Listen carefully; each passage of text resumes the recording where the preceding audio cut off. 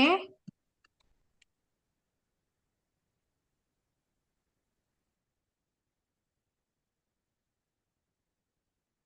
kemarin yang belum terjawab pertanyaannya siapa?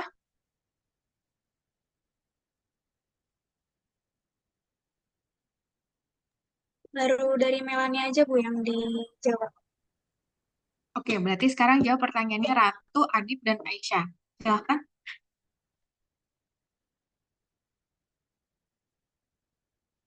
Siapa yang mau jawab pertanyaannya siapa?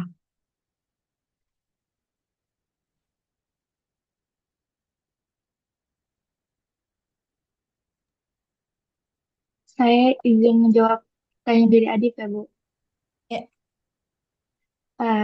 Pertanyaannya itu, menurut kalian selain kesenjangan akses digital, apalagi tantangan besar bagi Indonesia agar bisa benar-benar siap sama Web3 dan CBDC?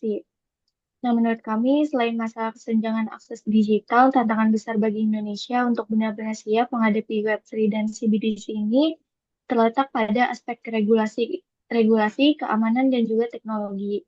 Aturan yang mengatur aset digital, blockchain, dan juga mata uang digital masih belum sepenuhnya jelas, sehingga pelaku industri dan lembaga keuangan cenderung berhati-hati dalam berinovasi. Dari sisi teknis juga keamanan cyber dan perlindungan data pribadi menjadi perhatian penting karena sistem digital yang bersifat terbuka sangat berisiko disalahgunakan jika tidak diawasi dengan baik. Selain itu, menurut kami keterbatasan sumber daya manusia di bidang teknologi blockchain juga menjadi hambatan besar.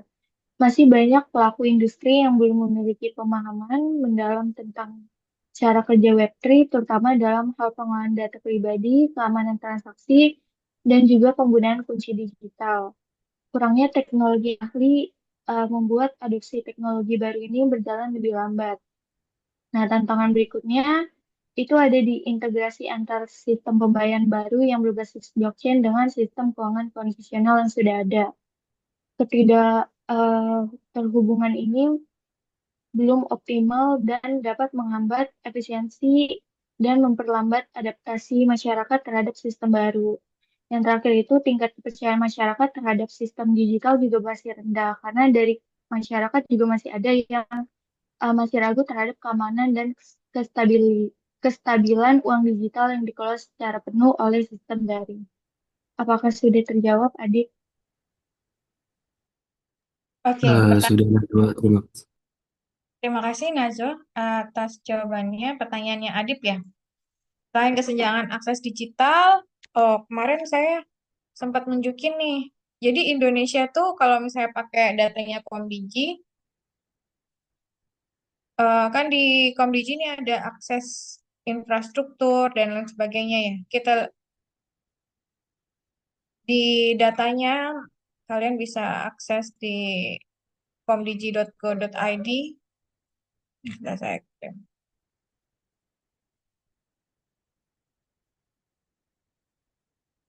Itu belum sampai 100% memang infrastruktur. Jadi perannya kemarin kan fintech ini kan ada tiga ya pengawasnya dari regulator tuh ada apa dari Komdigi yang berkaitan dengan infrastruktur, kemudian dari OJK dan Bank Indonesia. Kalau Bank Indonesia khusus yang berkaitan dengan digital payment atau berkaitan dengan lalu lintas pembayaran. Nah, apa namanya? Kalau dilihat dari datanya si Komdigi sendiri di webnya bahwa eh, pengguna internet di Indonesia ini sebenarnya sudah mencapai 79,5%. Jadi memang belum 100%.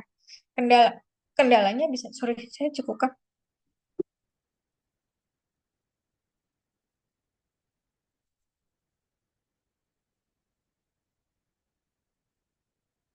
Kendalanya, salah satunya adalah di jaringan internet atau infrastruktur.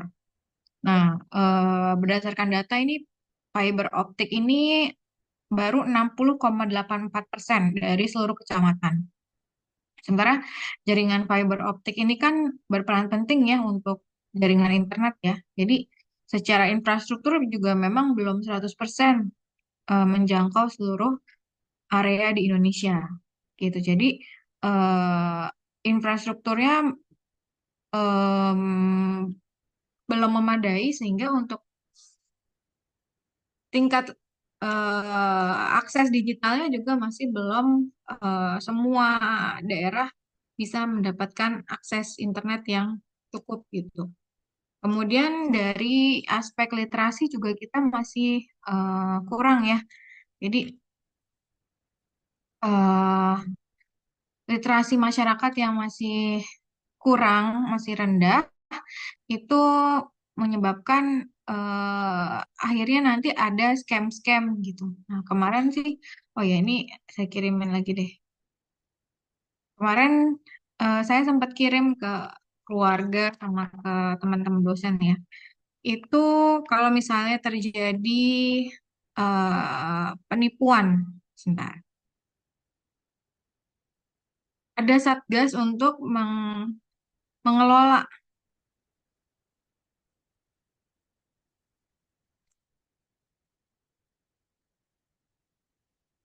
Nah ini. Pusat Penanganan Penipuan Transaksi Keuangan. Jadi udah mulai pelan-pelan ya. Regulasi ini disempurnakan oleh pemerintah kita terkait semua transaksi-transaksi keuangan. Nah, tuh. Jadi kalau disimpan aja siapa tahu ada yang butuh nanti kan kalau terjadi menjadi korban ya, menjadi korban penipuan transaksi keuangan baik di lembaga formal atau di fintech-fintech yang pastinya berkaitan dengan transaksi keuangan bisa dilaporkan. Jadi si ISC ini Indonesian Anti-Scam Center, kerjasama antara Satgas Pemberantasan Aktivitas Keuangan Ilegal dengan pelaku industri dalam hal ini perbankan, kemudian penyedia jasa pembayaran, e-commerce, dan pihak lainnya untuk menindaklanjuti laporan penipuan atau scam di sektor keuangan Indonesia. Nah, ini udah ada nih sekarang, udah ada satgas khususnya ya. Kalau dulu kan ke OJK umum aja gitu kan. Nah, sekarang udah ada satgas khususnya yang di sini berarti melibatkan banyak pihak ya untuk eh, menyelesaikan kasus penipuan transaksi keuangan ini. Jadi kalau regulasi ini pelan-pelan sudah mulai dibangun, infrastruktur masih kurang, eh, belum sampai 100%, literasi juga masih kurang. Itu yang kurang lebih jadi tantangan besar ya untuk penerapan CBDC ataupun Web3 di Indonesia.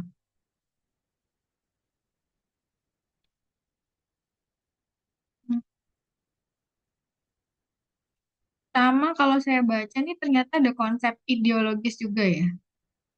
Konsep ideologis eh jadi komunitas Web3 ini menolak konsep uang yang dapat diprogram dan diawasi oleh pemerintah.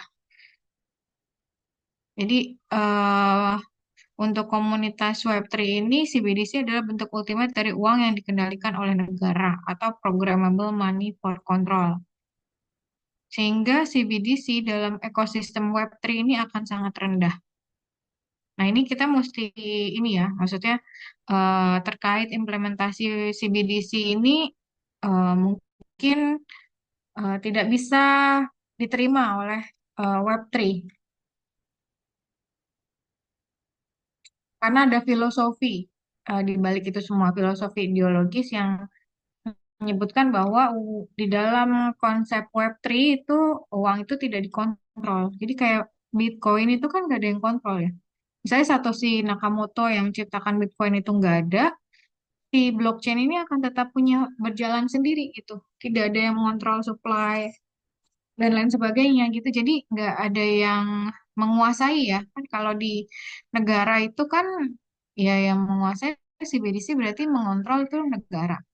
Sementara kalau di konsep Web3 ini hmm, uang itu bukan sesuatu yang tidak mereka tidak menerima konsep uang untuk dapat diawasi oleh pemerintah.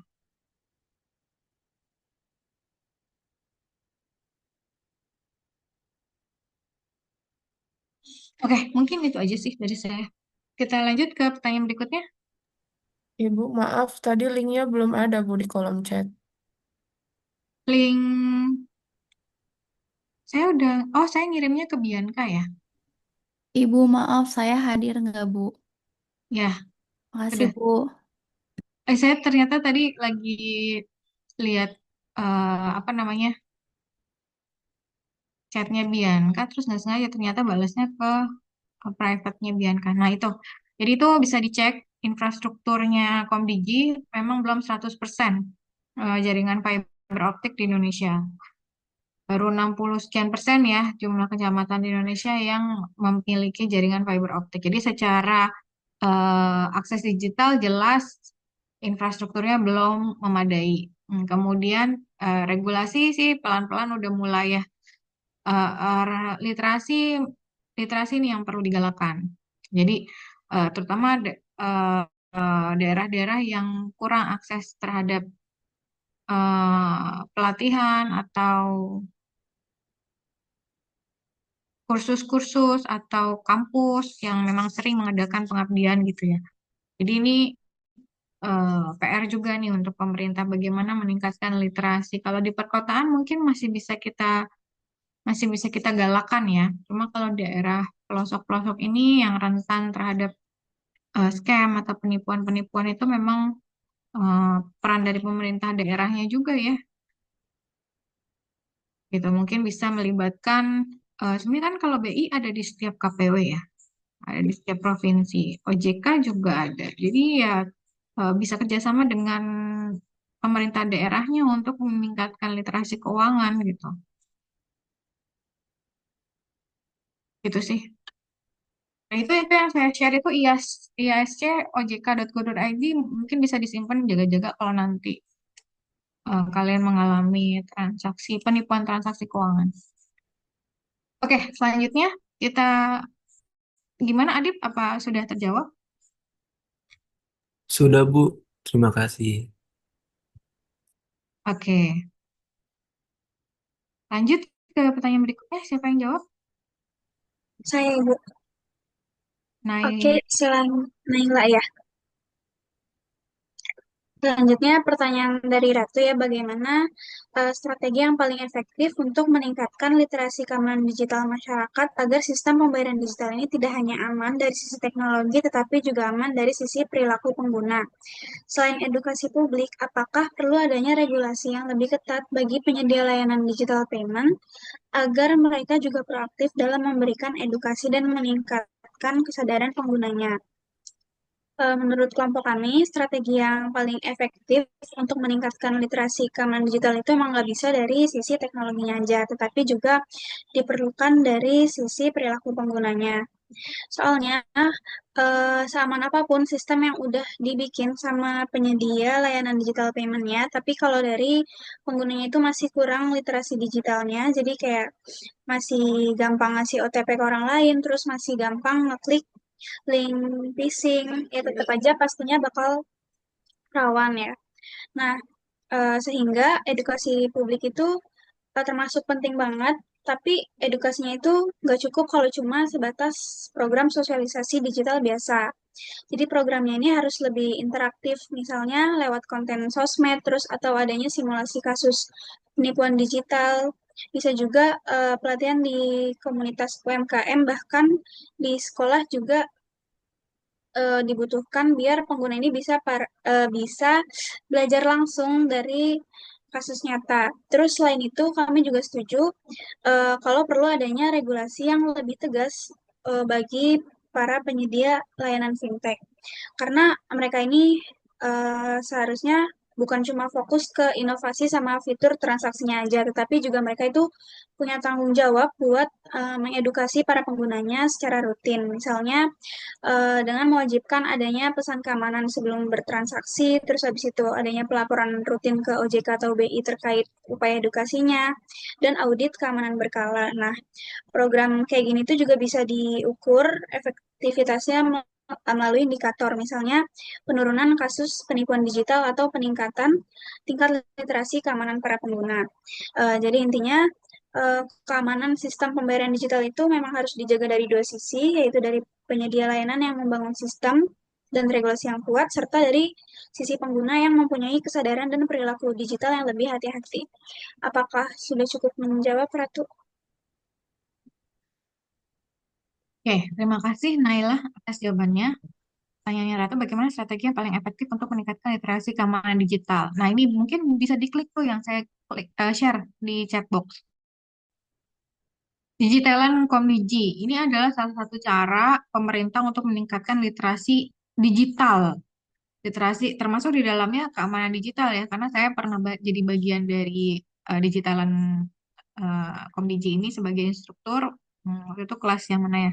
Salah satu kelas saya yang saya ajar itu saya ikutin nih kelasnya Komdigi.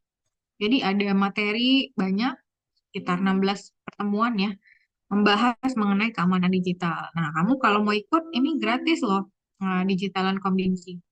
Jadi kamu bisa cek di situ, hmm, apa namanya, eh, literasi digitalnya nggak cuma untuk kalian aja, tapi untuk UMKM juga. Gitu. Jadi UMKM, wirausaha ini juga dikasih pemahaman tentang literasi digital ini gitu. Jadi itu ada macam-macam tuh program yang ada program magangnya juga, ada pekerja terampilnya juga, untuk ASN juga ada, untuk pimpinan digital udah ada juga. Jadi memang ini adalah bagian dari cara Komdigi ya. Mungkin bisa dilihat di webnya Komdigi ini. Nah, ini jadi memang udah ada program transformasi digital dalam bidang infrastrukturnya, pemerintahan digital, ekonomi digital, masyarakat digital. Nah, programnya ini gratis nih. Kalian daftar aja. Untuk fresh graduate, untuk vocational, tematik, profesional, government, digital transformation academy, digital leadership academy, talent scouting. Waktu itu TSA nih saya, talent scouting academy. Jadi saya ngajar mahasiswa nih termasuk tentang keamanan siber ya. Jadi misalnya kalau kamu salah satu materinya misalnya jangan pernah mengakses WiFi di tempat publik dalam maksudnya nyolok di tempat publik juga jangan. Jadi itu eh, kalau yang WiFi mereka bisa masuk lewat jaringan WiFi itu untuk mencuri data ya. Kalau yang colokan di tempat publik itu juga hati-hati karena mereka juga bisa apa namanya masuk lewat situ gitu, malware sistemnya dan lain sebagainya. Jadi itu salah satu materi yang diajarkan dulu juga di siber, keamanan siber. Terus semua kode tuh kalau bisa pilih yang double authentication, itu bisa jauh lebih aman. Ya banyak lah materinya, kau bisa akses sendiri dan itu gratis. Jadi mungkin nanti liburan daripada bengong gitu kan, kamu isi aja waktu peluang kamu untuk ikut pelatihan-pelatihan itu dapat sertifikasi juga. Jadi nanti bisa kamu pakai untuk pendamping ijazah gitu. Jadi dari pemerintah ini juga nggak diem aja, mereka punya program-program di bawah Komdigi untuk meningkatkan literasi digital masyarakat. Dan memang tadi kalau di luar negeri itu literasi keuangan, literasi digital itu dari kecil ya, dari kecil. Jadi seharusnya ini sudah masuk ke kurikulum, kurikulum pemerintah ya, kurikulum Kemendikbud. Jadi sekolah dasar itu sudah ada literasi digital maupun literasi keuangan. Literasi keuangan apalagi penting banget dari kecil tuh sudah diajarkan adanya konsep time value of money. Mungkin kalian baru belajar time value of money tuh sekarang ya, mahasiswa gitu. Tuh. Kalau di luar negeri itu dari kecil, dari masih TK udah diajarin konsep time value of money bahwa ada konsep menabung, ada konsep investasi itu dari kecil udah diajarin tapi dengan bahasa yang lebih sederhana ya, biar bisa dipahami oleh anak-anak ini gitu. Jadi kita tuh memang harus melakukan reformasi juga sih di apa materi pembelajaran dari tingkat dasar maupun sampai tingkat tinggi ya pendidikan. Karena banyak yang nggak update juga, saya sadar bahwa ini aja kalian udah beruntung nih ada materi fintech, kemudian kita punya prodi bisnis digital, kampus-kampus lain belum gitu. Jadi awareness-nya terhadap transformasi digital ini masih belum merata gitu. Jadi harusnya bisa lebih digalakan lagi pemerintah. Nah, itu sih kurang lebih. Gimana Ratu? Apa terjawab? Atau ada pertanyaan lain? Silakan ada tanggapan. Kalau dari saya sudah cukup menjawab sih, Bu. Nah, kalau regulasi, iya regulasi kadang malah regulasi sudah mulai dari semua pihak. Bahkan kemarin kan sempat saya kasih PPT itu pelatihan dari PPATK. Jadi semua lembaga itu saling bekerja sama ya untuk regulasi ini karena PPATK ini bisa juga mengidentifikasi nih apakah aliran dananya ini aliran dana untuk tujuan TPPU, tindak pidana pencucian uang atau tindak pidana pendanaan terorisme TPPT. Gitu. Jadi apa namanya regulasi ini akan melibatkan banyak institusi untuk bisa eh, lebih optimal ya dan sudah berjalan. Oke, pertanyaan selanjutnya. Jadi Bu, saya izin menjawab pertanyaan terakhir dari Kak Aisyah. Jadi pertanyaannya, apakah kemudahan pembayaran digital justru dapat mendorong perilaku konsumtif berlebihan di kalangan generasi muda? Dilihat dari kenyataannya, sudah pasti jawabannya iya ya. Jadi kemudahan pembayaran digital memang dapat mendorong perilaku konsumtif berlebihan di kalangan generasi muda. Transaksi yang bisa dilakukan cukup dengan sentuhan layar membuat proses belanja terasa ringan dan cepat sehingga seringkali dilakukan tanpa pertimbangan matang. Jadi selain itu juga ada berbagai promo, cashback, dan kemudahan akses di e-commerce atau aplikasi digital yang semakin menggoda untuk terus berbelanja, bahkan untuk kebutuhan yang tidak mendesak. Akibatnya banyak anak muda sekarang menjadi kurang sadar terhadap pengelolaan keuangan pribadi. Jadi oleh karena itu, literasi keuangan digital dan yang paling penting, pengendalian diri sangat dibutuhkan agar teknologi pembayaran modern tetap digunakan secara bijak dan bermanfaat. Apakah sudah menjawab, Kak Aisyah? Oke, terima kasih. Hansa, apakah pemudahan pembayaran digital justru dapat mendorong perilaku konsumtif berlebihan di kalangan generasi muda? Iya ya, pay later itu sih, dan sosial media menjadi katalis ya, menurut saya ya. Katalis itu yang mempercepat proses di kimia gitu kan kalau di kimia. Nah, kalau di dalam proses konsumtif ini sosial media itu menjadi katalis seseorang menjadi lebih konsumtif. Saya jujur aja nih, maksudnya ketika melihat TikTok terus ada yang posting tempat makan atau tempat apa namanya eh, parfum atau tempat wisata gitu, kita jadi tertarik ya. Oh ternyata hmm, eh, bagus ya kelihatannya, jadi penasaran. Nah itu memicu kita untuk menjadi lebih konsumtif dengan adanya teknologi ini memang gitu. Cuma kalau dari kita ngelihatnya dari ekonomi makro ya perspektif ekonomi makro justru bagus sih.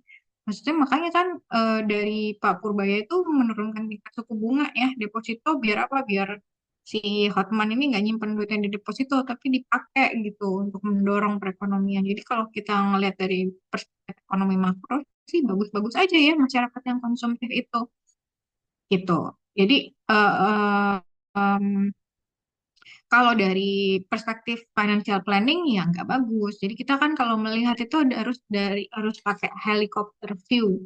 Helicopter view berarti lah dari atas ya kita melihat dari berbagai aspek. Kadang eh, ada satu hal yang mungkin kita nggak bagus gitu, tapi kalau dilihat dari sisi lain itu bagus. Kayak perilaku konsumtif ini mungkin kalau dari perspektif financial planning ya itu ya nggak bagus karena kan kita harus menyiapkan hari esok, harus merencanakan hari tua gitu kan, dana pensiun dan lain sebagainya. Jadi you only live once itu nggak masuk ke konsepnya financial planning gitu. Tapi kalau masuk ke ekonomi makro, ya bagus banget mendorong konsumsi, di mana konsumsi ini adalah faktor atau variabel dari GDP kan. GDP sama dengan C plus I plus G plus X min M ya. Jadi consumption dari sektor rumah tangga kayak kita tuh akan menaikkan GDP gitu.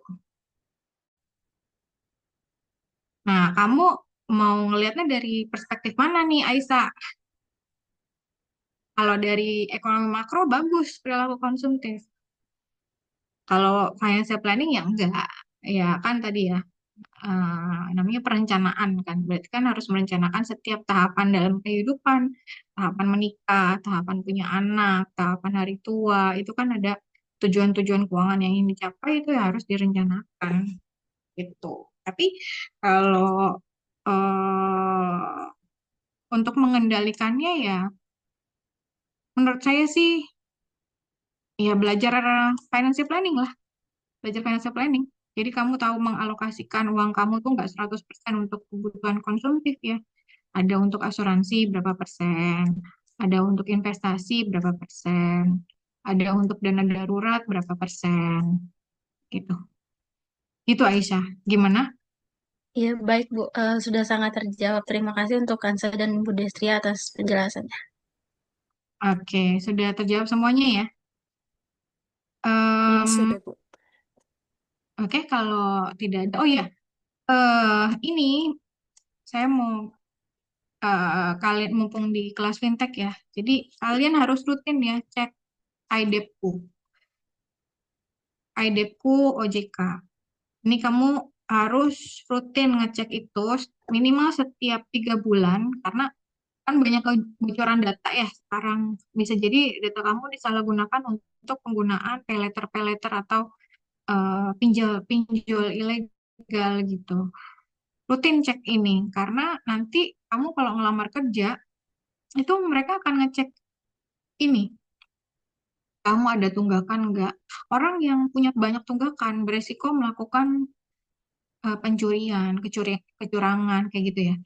Melakukan tindak kriminal untuk itu melunasi utang-utangnya gitu. Jadi kalau perusahaan itu udah banyak kasusnya yang dia menolak karyawan padahal udah di fase interview user ya, udah tahap akhir banget, tinggal match check, udah diterima, tapi nggak lolos karena ID punya di Slick OJK-nya bermasalah. Ternyata banyak tunggakan. Jadi hati-hati banget. Dan jangan pernah, eh, ini saya ulangi lagi, jangan pernah pinjemin KTP kamu untuk siapapun yang mau make pay letter, pakai atas nama kamu. Jangan pernah, walaupun itu keluarga kamu sendiri. Alhamdulillah keluarga saya nggak begitu, cuma banyak kasus yang demikian. Ini jangan sampai terulang lagi. Ini kalian sendiri yang akan rugi, bukan aja karena kalian yang harus melunasi akhirnya karena atas nama kalian, tapi juga kalian akan susah dapat kerja. Jadi kasih tahu teman-teman, kasih tahu keluarga, ini benar-benar edukasi yang eh, harus saya sampaikan karena ini akan sangat berkaitan sama masa depan kalian ya. Gitu. Oke, sudah terjawab semuanya ya. Mungkin kita bisa lanjut ke sesi presentasi. Yang presentasi sudah siap?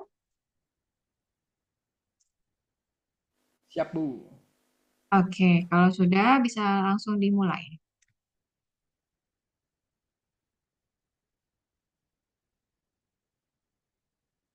Equity crowdfunding.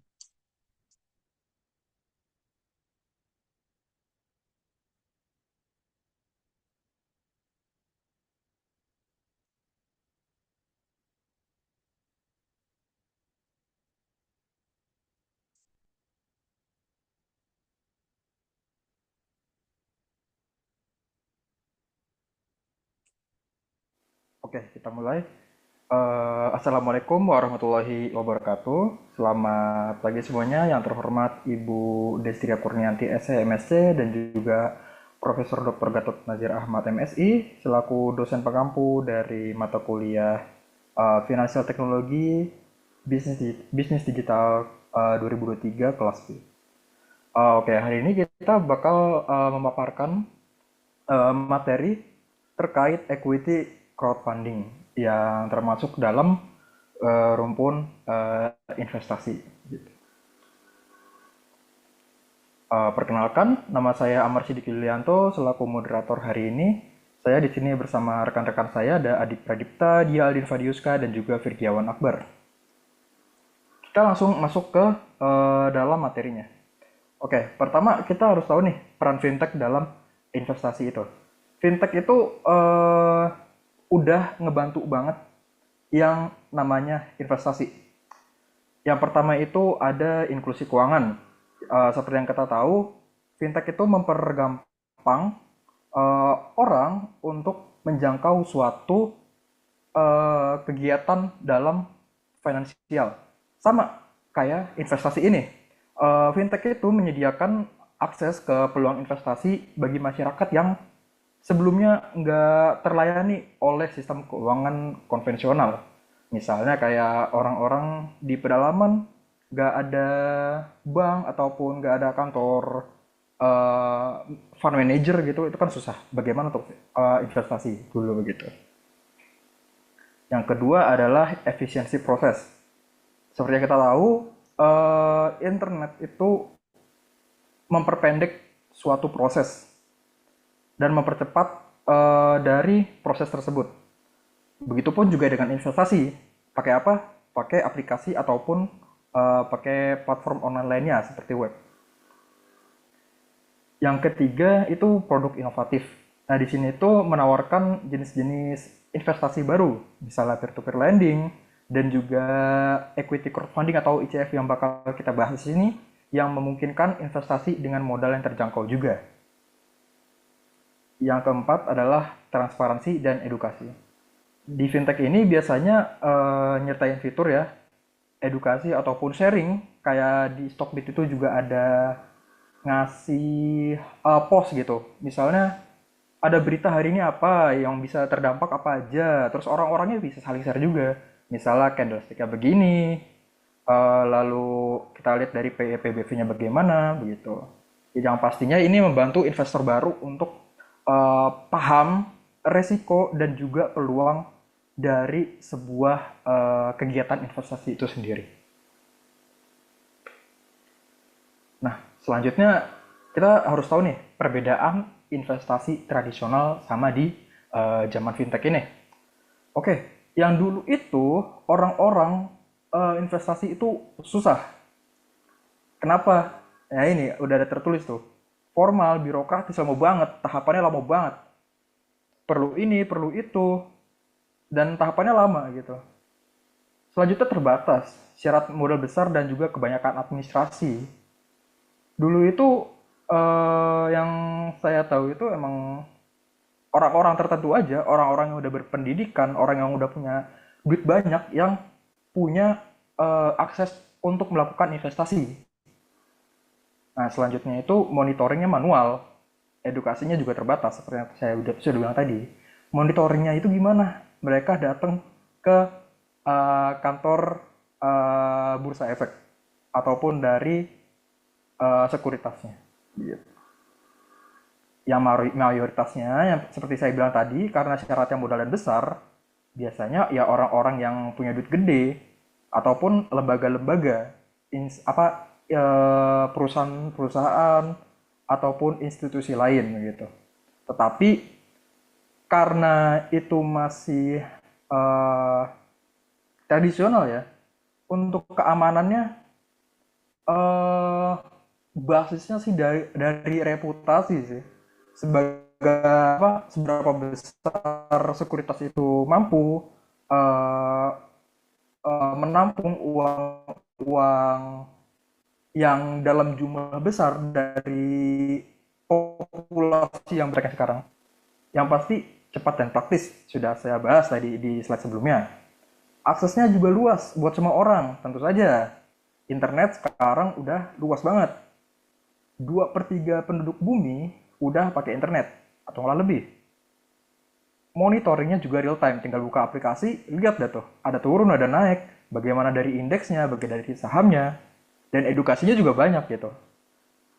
Entah dari dalam aplikasinya sendiri, yang tadi saya bilang di dalamnya itu ada sering share materi-materinya, tapi juga dari luar juga ada, misalnya di IG ataupun di Facebook ada forum-forum tertentu ngajarin investasi itu gimana. Nah, karena di dunia ini sekarang itu mayoritasnya adalah generasi muda, terutama Gen Z, yang dulu masih kecil di zaman-zaman tradisional, di zaman 2000-an dan ke bawah, yang sekarang udah besar, ngerti digital, ngerti investasi, ya udah tuh, fintech itu makin gencar lah dipakai sama orang. Literasinya udah gede. literasi keuangannya maksudnya. Yang pastinya sekarang udah nggak center ke eh kalau bandar sih sebenarnya ya oke lah, tapi kalau sekarang itu kan banyaknya retail gitu. Retail-retail yang dengan duit yang nggak sebanyak itu, dan juga orang-orang yang emang paham digital atau digital savvy yang seperti saya tulis. Tetapi di dalam fintech ini yang pasti seperti yang sudah Bu Destria bilang sebelumnya, kita itu perlu menjaga identitas masing-masing. Karena di fintech ini kan makanya sistemnya keamanan digital. Udah gampang tuh kena cybercrime, dihack lah, diambil datanya, kena leak. Itu bahaya. Karena itu perlu seleksi platformnya.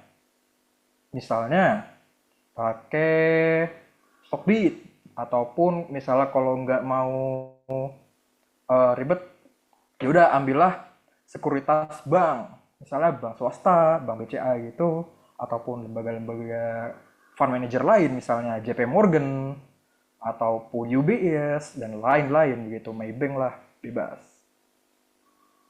Oke, tadi kan kita udah bahas tentang namanya investasi ya, dari perbedaan sama perannya. Nah, sekarang kita masuk ke materi intinya, yaitu ICF bakal disampaikan oleh rekan saya, dipersilakan. Oke, nah jadi kita masuk ke ICF atau equity crowdfunding. Nah, kalau dari definisinya sendiri, ini merupakan metode penggalangan modal yang biasanya secara umum itu dilakukan oleh usaha mikro, kecil, dan menengah atau UMKM dengan menawarkan perusahaan melalui kepemilikan modal publik. Nah, kalau kita lihat dari definisinya sendiri ini kan mirip dengan IPO ya, Initial Public Offering yang biasa kita tahu itu terjadi di perusahaan besar. Nah, bedanya apa dengan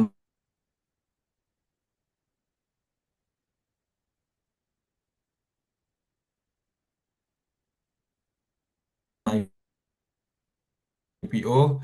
Nah, jadi memang pasar saham itu kan didominasi oleh investor profesional ya, yang mana perusahaan dari analisanya, terus juga keputusan pembelian sudah lebih matang. Nah, eh, selain itu dari sisi perusahaannya sendiri juga, biasanya perusahaan-perusahaan IPO ini sudah memiliki fasilitas yang lebih mumpuni lah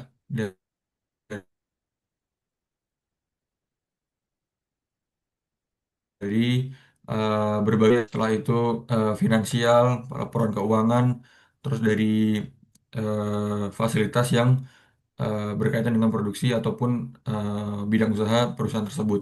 Nah, sehingga ini menjadi suatu masalah yang cukup serius apabila diterapkan pada UMKM karena eh, yang kita tahu kan UMKM ini kan skalanya jauh lebih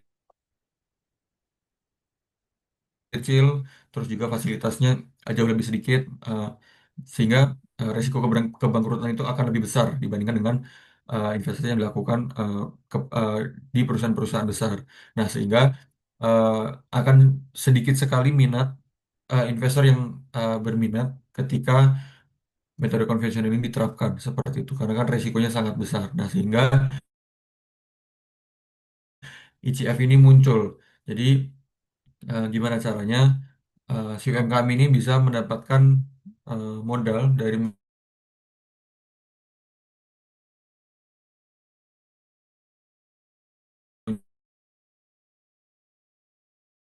menjual kepemilikan perusahaan. Yang pertama ada persiapan emiten, yaitu eh, terdiri dari identifikasi kebutuhan modal, penyusunan dokumen, dan verifikasi awal oleh platform. Nah, kalau platformnya sendiri ada banyak, salah satunya adalah WeFunder dan Start Engine ya. Nah, eh, mulai dari identifikasi kebutuhan modal. Nah, biasanya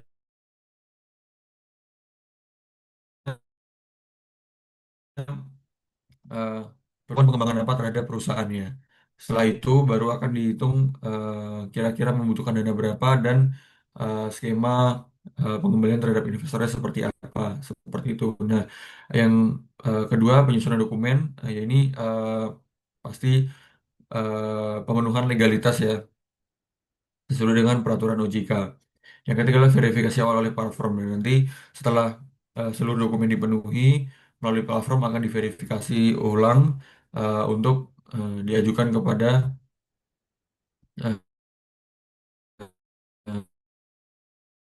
eh, OJK seperti itu. Nah, itu ketika orang itu bisa memulai untuk beli sahamnya, lalu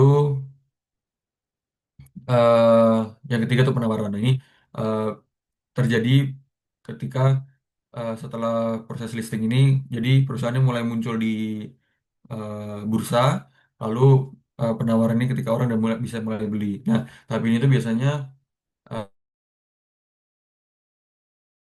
eh, terjadi sekitar 60 sampai 90 hari. Nah, jadi eh, periodenya terbatas ya karena memang berkaitan dengan si UMKM ini supaya bisa mendapat pendanaan yang lebih maksimal seperti itu. Nah, lalu boleh next, Amar.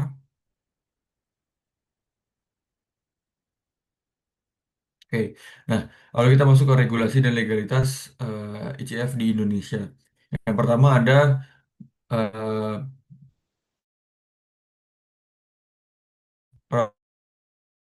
peraturan otoritas jasa ke tahun 2020 tentang penawaran efek melalui layanan umum urun dana berbasis teknologi informasi. Nah, yang kemudian diperbarui OJK pada dengan POJK tahun 2021 nomor 16. Regulasi ini menegaskan bahwa setiap kegiatan penawaran efek ini secara digital ya harus dilakukan oleh penyelenggara yang memperoleh izin resmi dari OJK seperti itu. Lalu eh,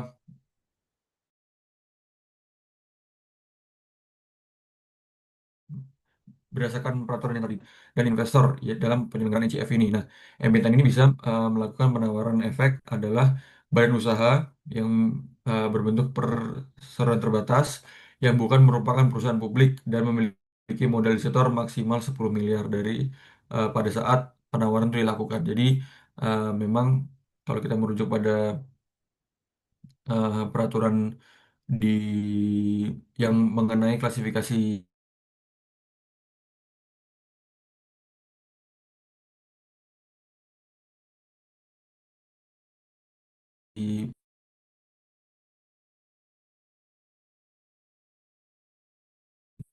badan usaha ini kan kalau UMKM itu aturan yang sebelumnya ada seperti itu. Nah, sementara itu investor dibatasi berdasarkan kemampuan finansial dan tingkat pengalaman investasinya. Nah, untuk investor retail batas maksimal investasi adalah 350 juta per tahun. Sedangkan untuk investor berpenghasilan di bawah 500 juta per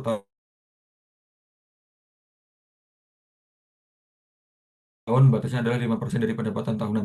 Dilakukan supaya risiko investasi itu tetap proporsional dengan kapasitas keuangan masing-masing individu gitu. Jadi berbeda dengan metode konvensional di mana hampir semua orang itu bisa masuk dan tidak ada ketentuan khusus mengenai kualifikasi untuk menjadi investor di sebuah perusahaan seperti itu. Nah, eh, peran penyelenggara atau platform ICF ini juga sangat vital karena mereka tuh bertindak sebagai intermediary, nah, yang mempertemukan antara emiten dan investor eh, secara daring atau digital. Nah, penyelenggara ini wajib memiliki modal setor minimal tuh 2,5 miliar serta tim yang memiliki keahlian di bidang teknologi informasi dan keuangan yang mumpuni seperti itu. Nah, selain itu OJK itu juga menetapkan batasan investasi dan penawaran untuk memastikan keberlangsungan sistem yang sehat. Total dana yang dihimpun melalui satu platform dibatasi itu hingga 10 miliar dalam 1 tahun dengan prinsip all or nothing. Jadi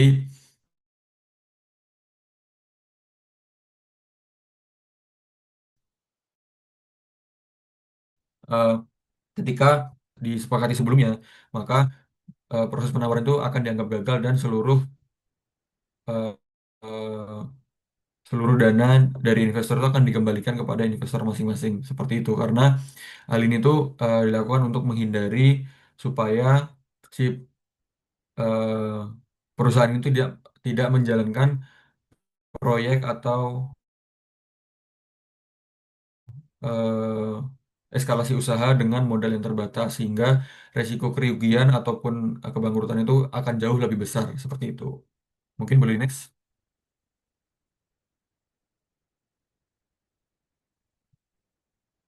Oke, nah, mungkin untuk yang selanjutnya struktur dan regulasi ECF akan dilanjutkan oleh rekan saya.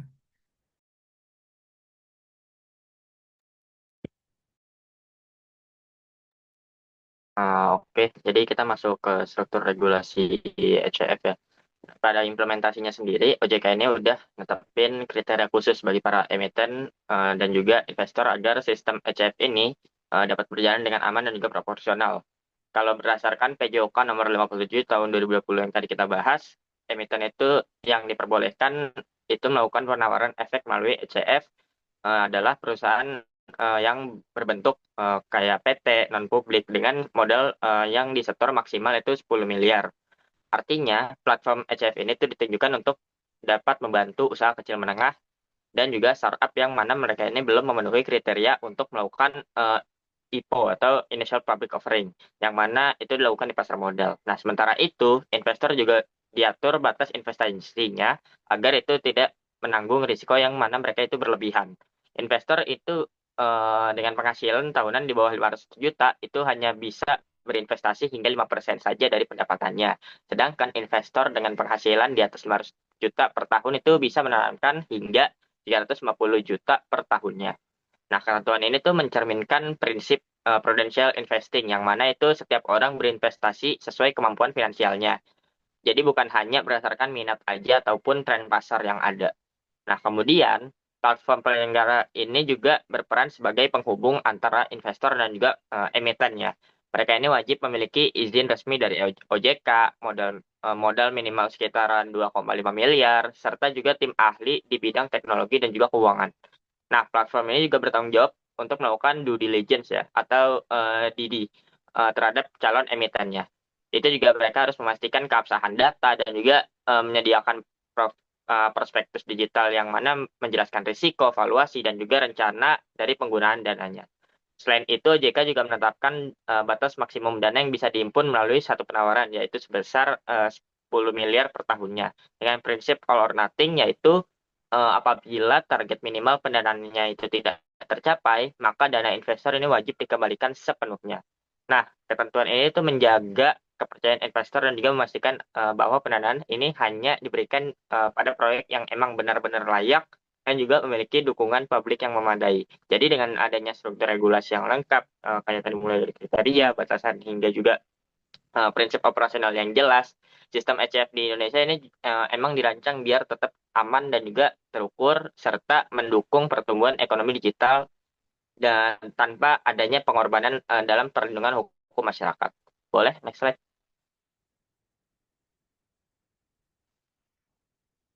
Oke, baik. Untuk bagian selanjutnya akan dilanjutkan oleh teman saya. Selanjutnya ada manfaat dari penerapan equity. Ada manfaat dari equity crowdfunding. Yang pertama, eh, akses modal bagi UMKM dan juga startup. Jadi equity crowdfunding ini ngasih solusi buat usaha mikro, kecil, dan menengah, serta startup yang seringkali kesulitan memperoleh pembiayaan dari bank karena dianggap tidak bankable. Melalui platform crowdfunding ini, usaha kecil dapat menjangkau investor yang lebih luas, bahkan hingga masyarakat umum untuk memperoleh modal tanpa harus memberikan jaminan aset. Hal ini memungkinkan UMKM memiliki peluang tumbuh dan bersaing di era digital. Yang kedua, yaitu mendorong inovasi dan pertumbuhan ekonomi digital. Dengan skema kepemilikan saham, equity crowdfunding tidak hanya memberikan dana, tetapi juga mendorong lahirnya berbagai inovasi bisnis berbasis digital. Terus ada manfaat selanjutnya yaitu meningkatkan inklusi keuangan. Salah satu manfaat terbesar equity crowdfunding adalah kemampuannya untuk mendorong inklusi keuangan. Masyarakat umum termasuk investor retail dengan dana terbatas dapat ikut serta dalam investasi yang sebelumnya hanya bisa diakses oleh kalangan kaya atau institusi besar. Selanjutnya ada pemberdayaan sosial dan komunitas. Equity crowdfunding juga berdampak pada aspek sosial. banyak studi yang menunjukkan bahwa model ini mampu memberdayakan kelompok masyarakat marginal, termasuk perempuan, untuk memulai usaha dengan dukungan investor komunitas. Selanjutnya, manfaatnya yaitu membangun ekosistem startup berbasis kolaborasi. Manfaat lain dari equity crowdfunding adalah terciptanya ekosistem kolaboratif yang mempertemukan pelaku usaha, investor, regulator, hingga komunitas digital dalam satu wadah. Investor tidak hanya berkontribusi dari sisi pendanaan, tetapi juga sering memberikan dukungan yang berupa jejaring pengetahuan atau akses ke pasar yang lebih luas. Mungkin bisa next slide.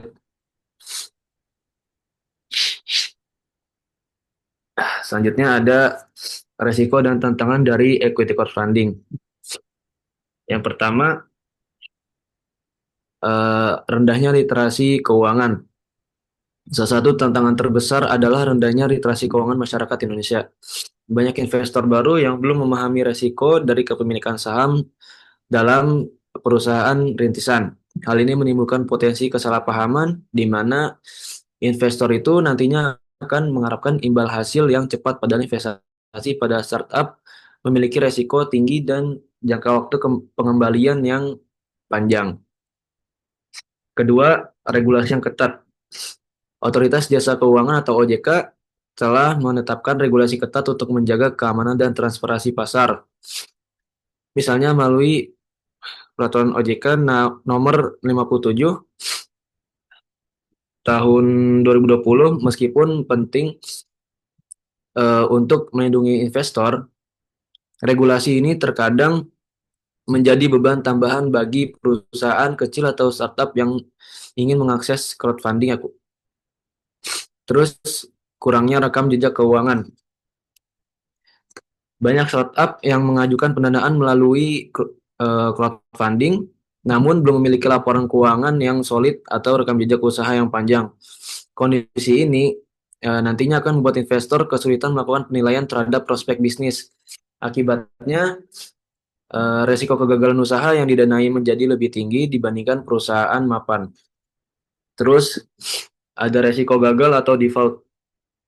Sama seperti investasi pada umumnya, equity crowdfunding tidak lepas dari resiko kerugian, bahkan hingga bisa kerugian total.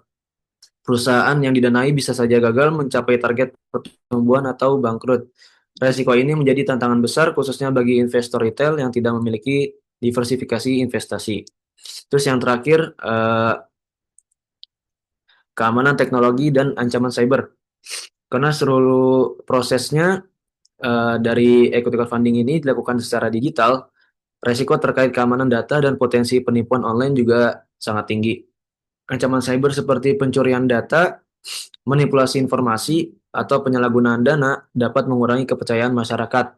Oleh karena itu, platform crowdfunding dituntut untuk terus meningkatkan sistem keamanan, misalnya dengan memanfaatkan teknologi blockchain. Bisa next slide. Ya, selanjutnya akan dijelaskan oleh rekan saya. Oke, jadi di sini ada studi kasus pada platform Beezer nih. Untuk Beezer sendiri ini adalah contoh nyata untuk keberhasilan implementasi dari equity crowdfunding di Indonesia. Platform ini tuh beroperasi di bawah pengawasan OJK sesuai dengan POJK nomor 57 dan juga POJK nomor 4 tahun 2020, dan juga menjadi salah satu pelopor sistem investasi berbasis saham digital di Indonesia. Nah, fokus utama Beezer ini adalah membuka akses investasi bagi masyarakat luas terhadap bisnis retail, waralaba, dan juga usaha kecil menengah. Nah, melalui sistemnya ini mereka itu publik bisa menjadi pemilik sebagian saham dari bisnis-bisnis seperti contohnya ya, kayak kedai kopi, restoran, ataupun laundry, atau enggak kayak homestay gitu. Nah, setiap proyek yang masuk ke Beezer ini tuh nggak langsung ditampilkan kepada investor, tapi terlebih dahulu sama mereka tuh melalui proses verifikasi, kayak contohnya verifikasi kelayakan dan juga due diligence agar bisa memastikan legalitas usahanya. Situ kayak rekam jejak keuangan perusahaan mereka dan juga potensi keuntungan yang ada. Nah, nanti baru setelah lolos dari evaluasi ini, Wizard ngasih konsensus prospektus digital yang mana berisi informasi lengkap terkait bisnis tersebut. Udah gitu ada juga analisis risikonya dan juga proyeksi laba yang dijanjikan. Lalu untuk transparansi informasinya itu juga menjadi kunci penting bagi menjaga kepercayaan investor-investor yang ada dalam sistem investasi digital ini. Bizar sendiri menerapkan kayak prinsip dengan menyediakan data keuangan yang ada. Itu juga bisa dengan mudah diakses dan juga penggunaan dashboardnya itu juga interaktif lah. Jadi bisa untuk penggunaannya itu banyak untuk dalam investasi. Lalu juga selain memudahkan investor, Bizar ini juga memberikan peluang besar bagi para pelaku UMKM untuk bisa memperoleh modal tanpa harus bergantung banget pada pinjaman bank. Hal ini tuh selaras dengan semangat yang mana untuk inklusi keuangan nasional yang mana diangkat oleh OJK yang menyebutkan bahwa emang platform vintage ini tuh bisa membantu memperluas partisipasi publik dalam ekosistem keuangan digital. Boleh lanjut next slide. Nah, jadi emang kehadiran bicara ini tuh bisa membawa dampak yang bisa dibilang cukup signifikan lah dalam perekonomian digital di Indonesia, terutama dalam hal memperluas akses permodalan bagi para pelaku UMKM tadinya dan juga memperkenalkan investasi berbasis teknologi kepada masyarakat yang ada dan juga banyak. Sistem fintech ini tuh seperti contohnya tadi equity crowdfunding itu berperan penting lah memang dalam meningkatkan inklusi keuangan karena kan emang memberikan kesempatan bagi para masyarakat umum untuk berinvestasi contohnya dengan nominal yang kecil bahkan bisa mulai dari ratusan ribu rupiah aja. Hal itu juga menjadikan equity crowdfunding menjadi instrumen investasi yang inklusif dan juga terjangkau dan juga relevan lah bagi era digital ini. Dan itu emang juga Bizzer bisa dibilang berperan dalam edukasi finansial karena emang melalui platform ini tuh investor bisa mempelajari konsep saham, habis itu dividen dan juga resiko-resiko investasi yang ada dalam konteks nyata. Nah, transparansi sistemnya ini juga memberikan masyarakat agar bisa mereka lebih sadar lah akan pentingnya literasi keuangan dan juga manajemen resiko sebelum melakukan investasi. Tapi ya bukan tanpa tantangan lah bisa dibilang. Pertama, contohnya tingkat literasi keuangan digital masyarakat Indonesia kan memang masih rendah ya. Sehingga emang sebagian investor itu nggak sepenuhnya memahami risiko likuiditas ataupun kayak potensi kerugian modal. Nah, yang kedua tuh kayak contohnya keamanan cyber dan juga perlindungan data pribadi. Yang mana emang jadi isu penting lah. Karena emang kan semua transaksi ini berlangsung secara daring kalau misalkan dibilang. Nah, karena itu juga Bizar dan juga platform ini tuh platform-platform yang serupa maksud saya itu perlu memperkuat sistem keamanan serta juga bekerja sama dengan OJK untuk bisa memastikan integritas datanya itu mereka tetap terjaga. Jadi emang secara keseluruhan buat studi kasus Bizar ini tuh bisa membuktikan bahwa equity crowdfunding itu bukan hanya sekedar inovasi finansial aja, tapi juga alat pemberdayaan ekonomi masyarakat. Oke, boleh next slide.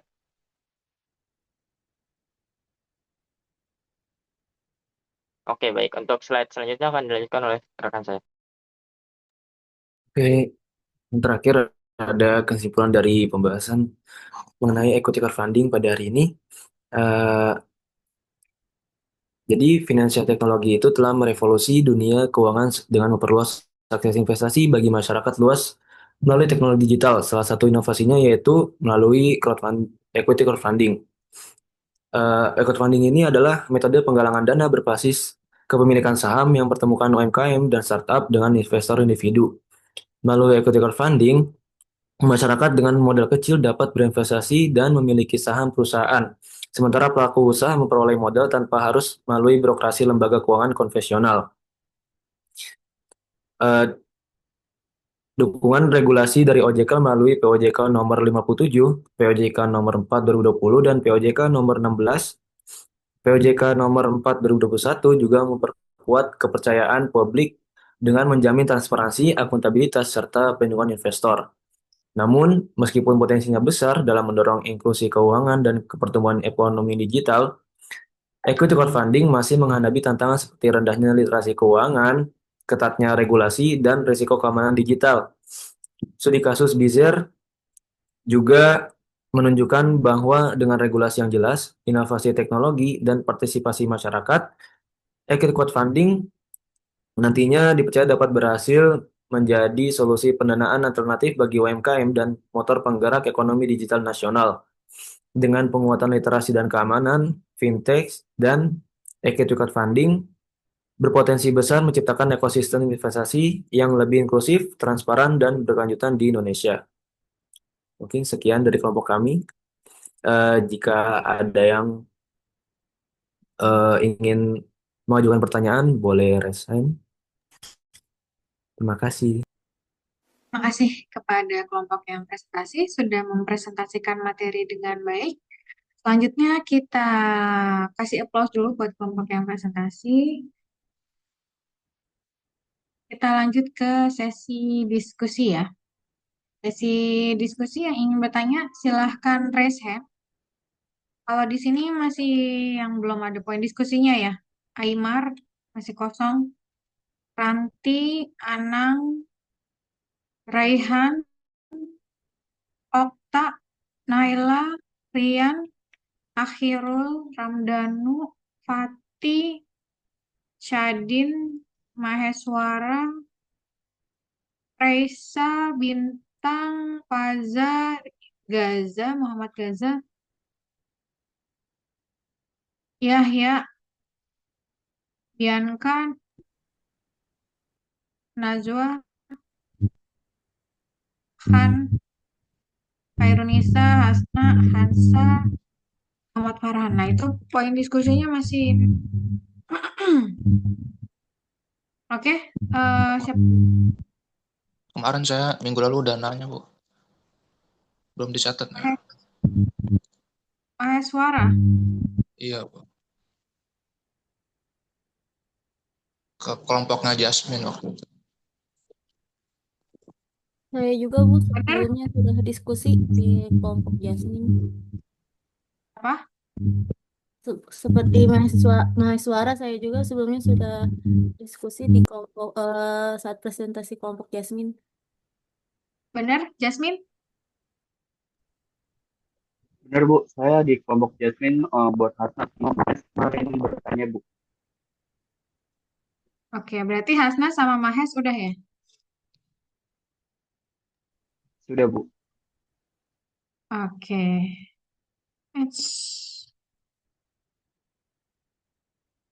Oke, berarti siapa aja yang nanya sekarang?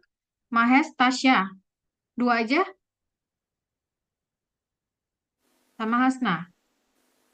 Oke. Hasna,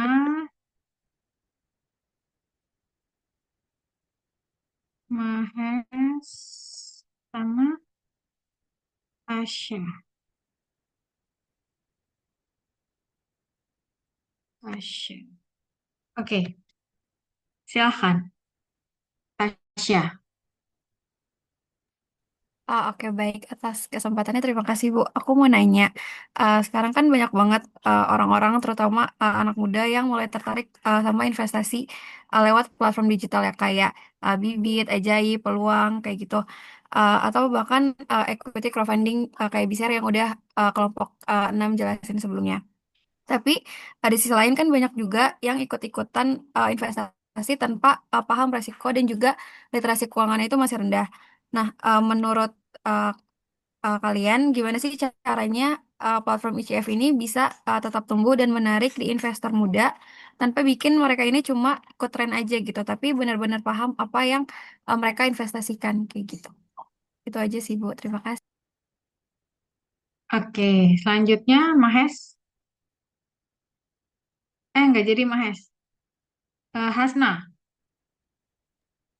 Oke, sebenarnya saya izin bertanya ya, kan kalau sekarang itu banyak anak muda juga yang lebih tertarik ke invest ke hal-hal yang berdampak di nilai sosialnya, kayak usaha lokal, bisnis ramah lingkungan, atau UMKM ini yang biasanya bisa bantu masyarakat sekitar. Nah, menurut kelompok kalian, gimana peluang equity crowdfunding ini atau ECF ini buat nampung tren investasi sosial kayak gitu?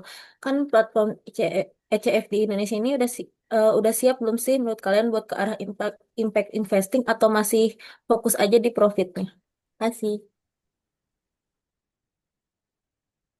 Oke. Mahes, jadi mau nanya Mahes? Jadi Bu, Oke, silahkan. jadi kan ketimpangan akses pendanaan ini antara kota besar dan daerah ini buat banyak UMKM ini berkualitas di luar pusat ekonomi nggak tersentuh sama skema equity crowdfunding itu. Nah, untuk memperataannya itu gimana caranya mengintegrasikan ECF dengan program Pemda atau BUMD, inkubator lokal atau koperasi daerah untuk memperluas basis investor di luar kota besar, serta KPI apa yang menilai keberhasilan dari penyebaran ICF itu. Apakah sudah jelas? Oke, sudah? Hanya tiga? Oke, kalau nggak ada yang mau bertanya lagi, kita kasih waktu kepada kelompok yang presentasi untuk diskusi ya. Pertanyaan boleh ditampilin?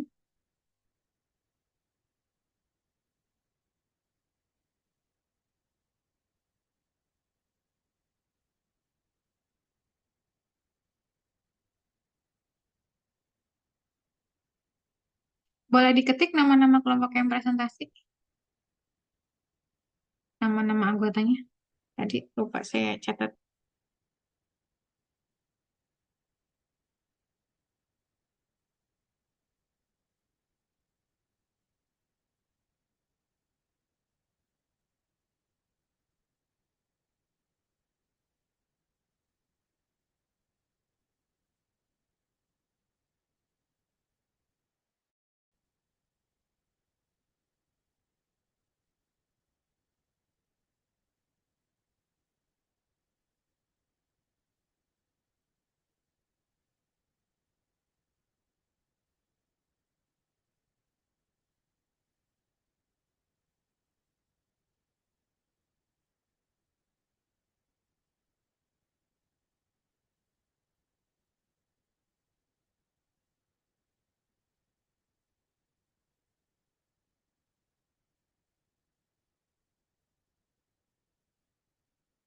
Adib Ahmad Dina Firgiawan.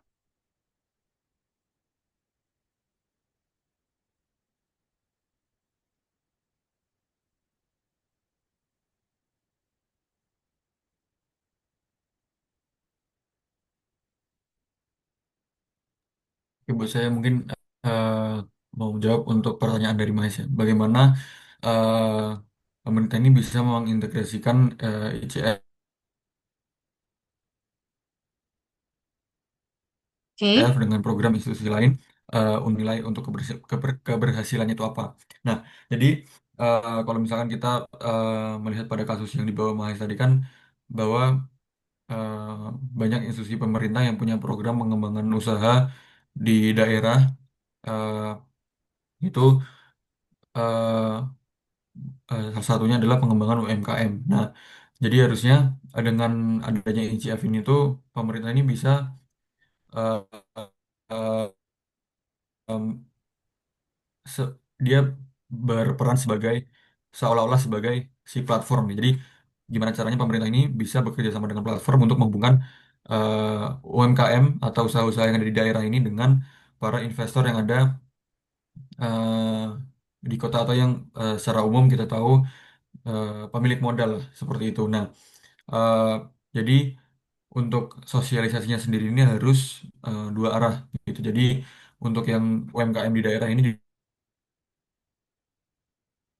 juga harus disosialisasi mengenai ECF, bagaimana sistematikanya, terus eh, resiko dan eh, kewajiban yang harus dipenuhi apa saja, lalu untuk eh, mekanismenya seperti apa, legalitasnya dan lain sebagainya. Nah, lalu untuk dari sisi investornya, eh, diedukasi kira-kira eh, untuk eh, berinvestasi di UMKM ini tuh akan menghasilkan keuntungan berapa, lalu dari segi eh, keuangannya seperti apa, mekanisme dari segi investornya seperti apa, dan seperti itu. Jadi eh, pemerintah ini bisa menghubungkan si pemilik usaha dengan pemilik modal seperti itu. Nah, terus untuk dari program ini kira-kira KPI untuk menilai keberhasilannya seperti apa? Nah, mungkin bisa dilihat dari perkembangan usaha UMKM-nya gitu. Jadi kalau misalkan kita lihat kan sekarang ini UMKM ini kan yang di daerah ya, apalagi biasanya memiliki keterbatasan modal yang cukup parah lah gitu. Jadi seringkali sebenarnya sudah dirangkul dan diajak kerjasama oleh pemilik modal biasanya untuk ekspor seperti itu. Biasanya kalau nggak petani ya dia manufaktur kecil yang eh, punya kualitas produksi bagus untuk diekspor juga seperti itu. Nah, ini bisa jadi salah satu indikator untuk perkembangan si usaha ini. Jadi eh, kalau misalkan kita melihat apa namanya dari ECF-nya secara keseluruhan itu kan sebenarnya tekanan kepada manajemen untuk usaha sendiri itu kan kecil ya karena memang eh, dengan volume yang besar itu pasti kepemilikan usahanya tuh kecil sekali. Jadi pembagian kekuasaan itu juga akan jadi lebih banyak. Jadi tekanannya tidak terlalu besar. Nah, mungkin ini bisa jadi salah satu kekurangan ECF itu ya karena kalau misalkan eh, si UMKM ini tidak teredukasi dengan baik mengenai gimana caranya mengembangkan usahanya dan eh, apalagi mengelola usaha untuk manajemen secara rigid gitu ya. Jadi itu akan berpotensi besar untuk si UMKM ini eh, akan mengalami kerugian atau bahkan kebangkrutan seperti itu. Jadi mungkin pemerintah juga bisa menyediakan istilahnya mentor lah ya untuk si UMKM ini supaya dia bisa menjalankan dan mengembangkan usahanya dengan lebih baik. Seperti itu, Pak Is.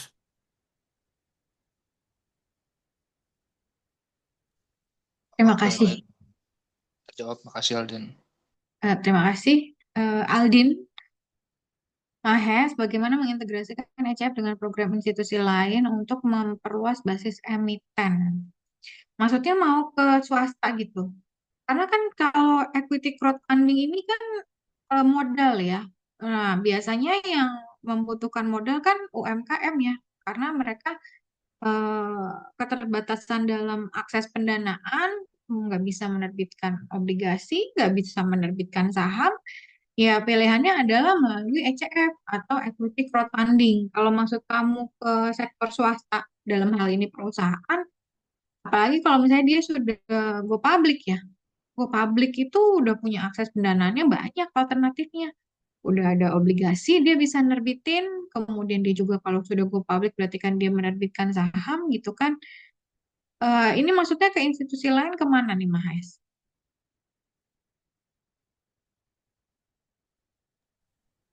Kalau institusi lain maksud saya tuh buat daerah-daerah gitu sih, Bu. Yang sekitaran daerah aja tapi nggak sampai swasta gitu. Saya nggak nyebut swasta kok. Oke, berarti maksudnya mungkin pemerintah daerah bisa ya.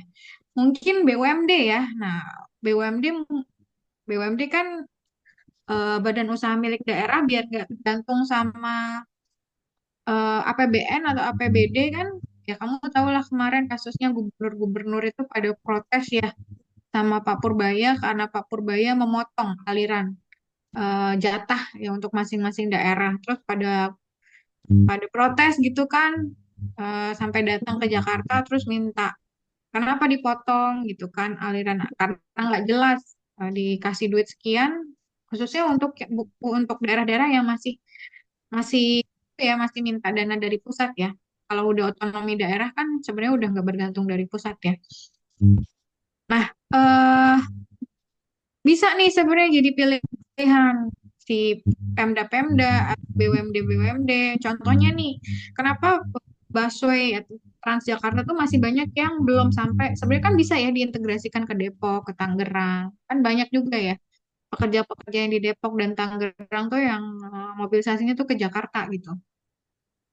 Eh, tapi Pemdanya nggak mau karena akan memotong jatah APBD mereka gitu. Mereka lebih lebih memilih eh, apa namanya masyarakatnya mobile aja udah dari Jakarta gitu naik naik KRL lah atau naik transportasi yang lain gitu. Padahal udah dibangun sebenarnya dari Pemda DKI itu udah ada blueprintnya ya, blueprint Transjakarta tuh sampai ke Depok, sampai kemana Tangerang. Cuma kan butuh infrastruktur ya, dan Pemda DKI nggak mau itu hanya dibebankan ke Pemda DKI aja, karena ini menghubungkan dua kota atau tiga kota ya harusnya kota-kota yang lain ikut patungan, tapi ternyata kota-kota yang lain tuh nggak mau patungan gitu ya, mungkin kan APBD-nya terbatas. Nah ini sebenarnya kan bisa ya, bisa jadi pilihan gitu.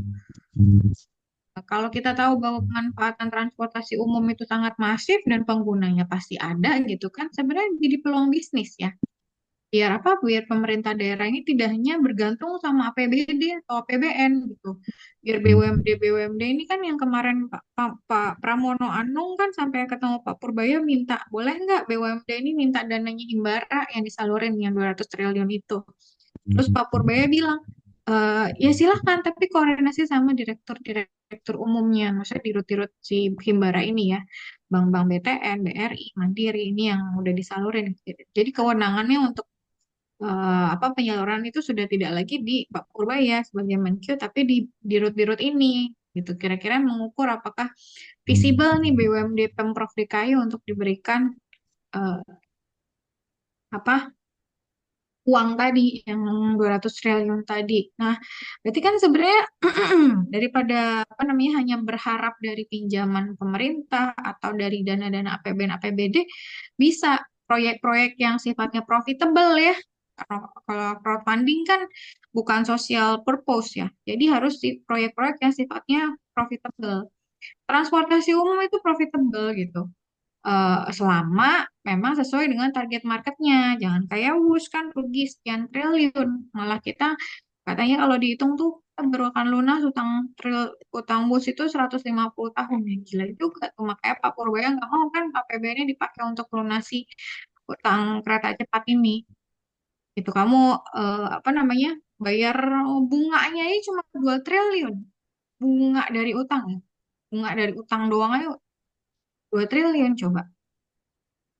Nah, em, kayak gitu tuh bisa pakai ECF untuk pemerintah-pemerintah daerah gitu. Nah, itu tinggal mereka tahu nggak nih ECF nih. Jangan-jangan emang sengaja kan kalau ECF kan ada pertanggungjawabannya ya nggak kayak ke APBN atau APBD yang ya udah sama-sama tahu gitu. Tapi kalau ECF kan harus ada pertanggungjawabannya gitu. Apa bagaimana visibility projectnya, kemudian progres proyeknya harus ada. Namanya investasi kan harus ada return yang menjanjikan kan. Ya cuma mungkin ya culture di negara kita yang masih belum ke arah sana gitu, mindsetnya itu masih bergantung dari APBN. Tidak sama sih sebenarnya kayak kampus-kampus negeri itu kan, sebenarnya bisa ya menciptakan unit-unit bisnis kayak di UNJ gitu kan. Contoh eh, kampus negeri yang memanfaatkan privilege-nya dengan baik tuh UI. Dia punya banyak unit yang profitable. Nah, kalau di UNJ masih belum ada, baru LCU ya, yang UPT Bahasa itu yang profitable. Sebenarnya kita sama Naraya. Jadi mungkin kita misalnya bisa bikin lembaga pelatihan yang profit oriented gitu kan. Nah, intinya sih mindset bisnisnya harus ada nih. Kalau mau pakai ICF nih, mindset bisnis ada growth profit yang dijanjikan gitu. Tapi kalau misalnya mindsetnya masih ya mindset em, bergantung sama dana APBN atau APBD agak susah ya. Ini kalau maksud kamu adalah pemerintah nih kalau ngomongin institusi. Tapi kalau UMKM kan jelas sih bisa memanfaatkan ECF ini. Kemudian kan mungkin bisa melihat ya di Urun ID nih. Urun ID ini Urun RI maksud saya. Ini salah satu platform ECF nih. Urun RI ID. Nah, itu bisa dilihat tuh proses apa namanya? Pengajuan pendanaan bisnis melalui Urun RI. Jadi Urun RI ini apa? Urun RI ini adalah penyelenggara layanan urun dana atau crowdfunding ya.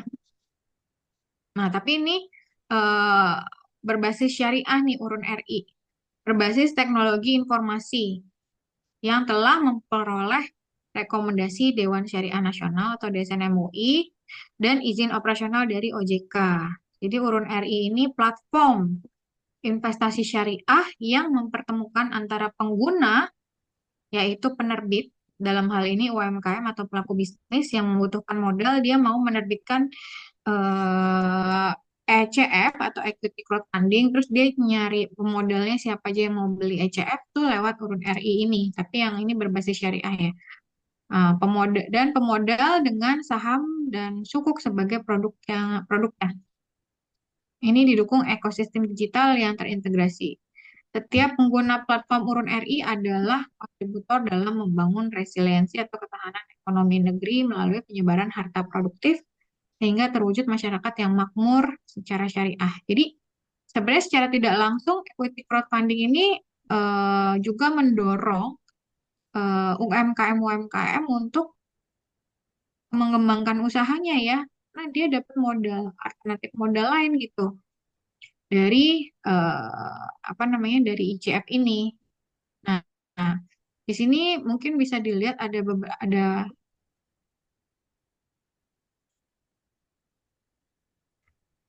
ada pebisnis, sorry, penerbit, kemudian ada pemodalnya. Nah, kalau penerbit itu ada prosesnya ketika kamu mau mulai menerbitkan UMKM, menerbitkan efek UMKM. Jadi nggak cuma perusahaan yang akhirnya punya efek melalui equity crowdfunding, si UMKM ini bisa menerbitkan efek juga saham atau sukuk gitu. Dia melakukan penawaran efek UMKM melalui platformnya si Urun RI. Kemudian eh, ada proses pembelian efek oleh investor individu, investor komunitas maupun lembaga nazir wakaf. Ini karena platformnya syariah. Jadi ada apa namanya lembaga nazir wakaf yang juga mungkin memanfaatkan UMKM melalui pembelian ECF. Nah, nanti akan menggunakan rekening escrow. Rekening escrow ini untuk pencairan dana pembelian efek maupun untuk transfer dana pembelian efek nih.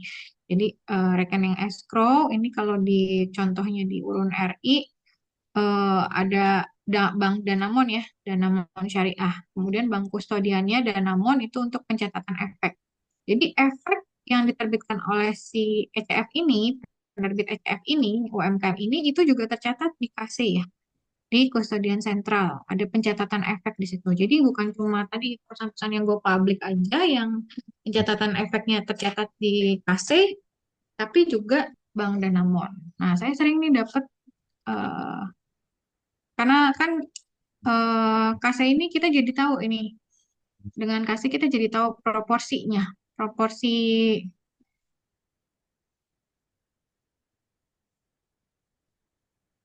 Saya bukain akun KC saya dulu. Proporsi investasi kita di mana aja. Kita jadi tahu di situ.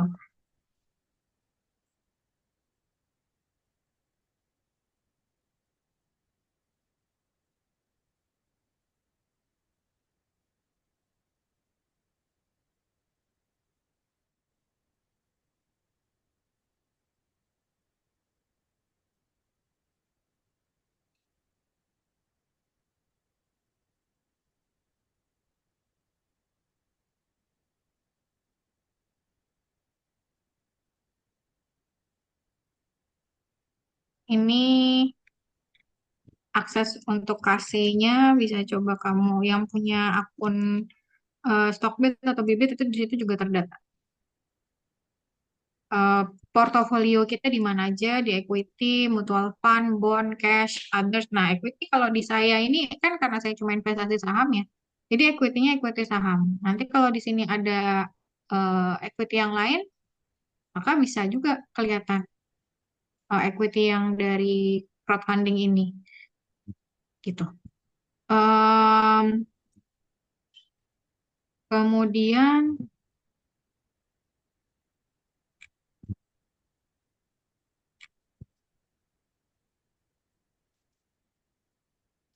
kemarin tuh sempat ada program, maksudnya ada salah satu dosen di UI yang eh, dia ikutan crowdfunding ini. Nah, ini di sini kalian bisa milih nih sektor bisnisnya apa. Misalnya ada ke sektor kesehatan, pilih bisnis yang sesuai dengan passion. Yang penyelenggaranya tuh ada nih di sini ya. Kamu bisa pilih di layanan, terus saham syariah. Nah, nih, kita bisa milih. Kita mau investasi di sektor mana yang kita tuh punya preferensi atau kita punya passion di sana.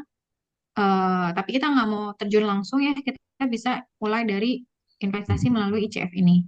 Ketahanan pangan lagi penting banget kan ya di programnya.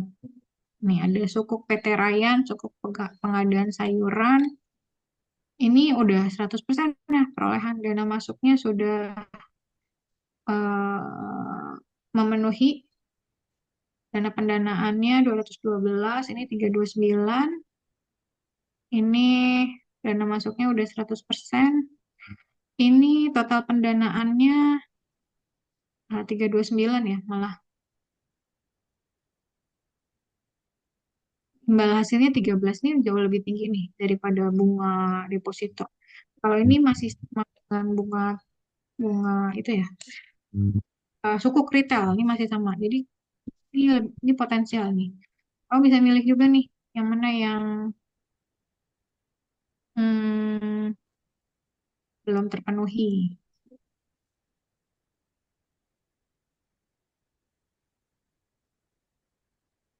Pengadaan ikan segar, nah, ini sifatnya sukuk ya. Kalau sukuk ini surat utang.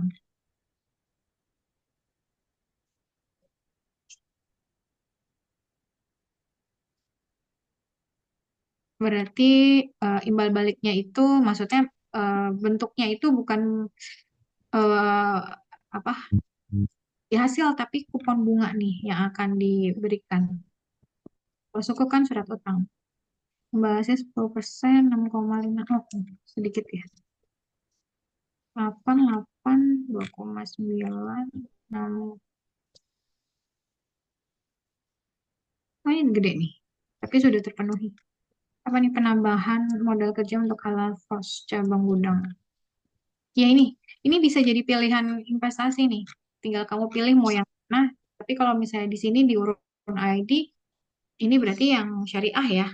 Nah, jadi eh, modalnya ini kan ada yang untuk, maksudnya yang ada dua pihak di sini ya. Penerbit tadi ya, bisa dilihat kan tadi ada penerbit, ada pemodal.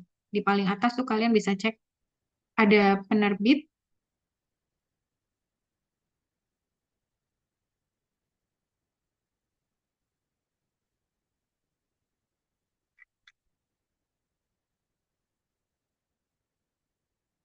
Di paling atas nih ada penerbit ya, kemudian ada pemodal. Jadi ada dua pihak di sini memang gitu. Nah, pemodal itu kita yang memberikan modal, kemudian penerbit itu berarti si UMKM-nya. Masing-masing punya KPI yang berbeda pasti. Kalau untuk si penerbit, si UMKM atau startup-nya itu mereka indikatornya ya dari indikator keuangan ya. Saya dari valuasi perusahaannya, kemudian dari total dana terkumpulnya tadi, terus dari eh, apa eh, berapa fundraising yang efektif atau total biaya yang dikeluarkan untuk fee platform, biaya hukum dibandingkan total dana yang masuk. Kalau makin rendah berarti makin efisien. Kemudian itu kalau KPI keuangan. Jadi ada total dana terkumpul, oversubscription-nya, kemudian biaya fundraising efektif tadi dibandingkan dengan fee untuk platform. Platform itu tadi yang urun ID itu platform. Sementara pemodalnya adalah kita yang beli sukuk ataupun obligasinya, sukuk ataupun efeknya, pemodalnya, penerbitnya adalah si UMKM. Valuasi perusahaan, kalau KPI yang non keuangan ada jumlah investor berapa, diversifikasi basis investor, misalnya dari segi apa profil risiko dari si investornya, engagement sama komunitas, public relationnya, kemudian apakah tercapai untuk penggunaan dananya, akses ke mentorship, seberapa banyak investor yang aktif memberikan nilai tambah selain uang, misalnya membuka koneksi bisnis atau memberikan bimbingan. Nah, itu untuk yang si eh, penerbit. Nah, kalau key performance indikator untuk si platform di Urun ID tadi ya, berarti pertumbuhan volume dari eh, jumlah investor aktif, kemudian jumlah penerbit ya, penerbit yang bergabung, total dana yang dihimpun, kemudian volume perdagangannya, likuiditasnya, reputasi, tingkat kepuasan penerbit dan investor, tingkat kepatuhan atau compliance. Sementara untuk kita sebagai investor yang membeli ETF atau equity crowdfunding, kita ngelihat dari ROI-nya, dari portfolio diversifikasinya, seberapa baik sih si equity crowdfunding ini membantu mendiversifikasi portfolio investasi kita ke aset yang berisiko ya. Kemudian akses ke deal flow, kemampuan untuk menemukan dan berinvestasi dalam startup potensial pada tahap awal. Nah, siapa tahu kan di antara tadi penerbit-penerbit yang masuk ke Urun ID itu ada yang teknologi misalnya. Nah, siapa tahu nanti akan jadi startup teknologi kayak Gojek atau kayak OVO kan kita nggak tahu. Nah, ini coba kita lihat yang Internet of Things. Belum ada. Belum ada di Urun ID. Oke, gitu. Gimana Mahes? Ini menarik nih. Karena tadi dia menawarkan tingkat return yang lebih tinggi daripada deposito. Apakah sudah terjawab? Iya Bu, udah lengkap banget jawabannya. Terima kasih Bu. Oke. Selanjutnya,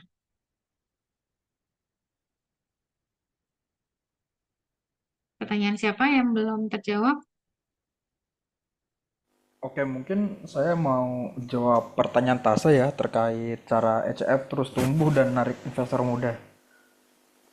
Oke, jadi kalau kita track back ke belakang nih, misalnya nih reksadana 2018 dah, 2018, 2019. Apa sih reksadana? Orang-orang pada nggak tahu, ya kan?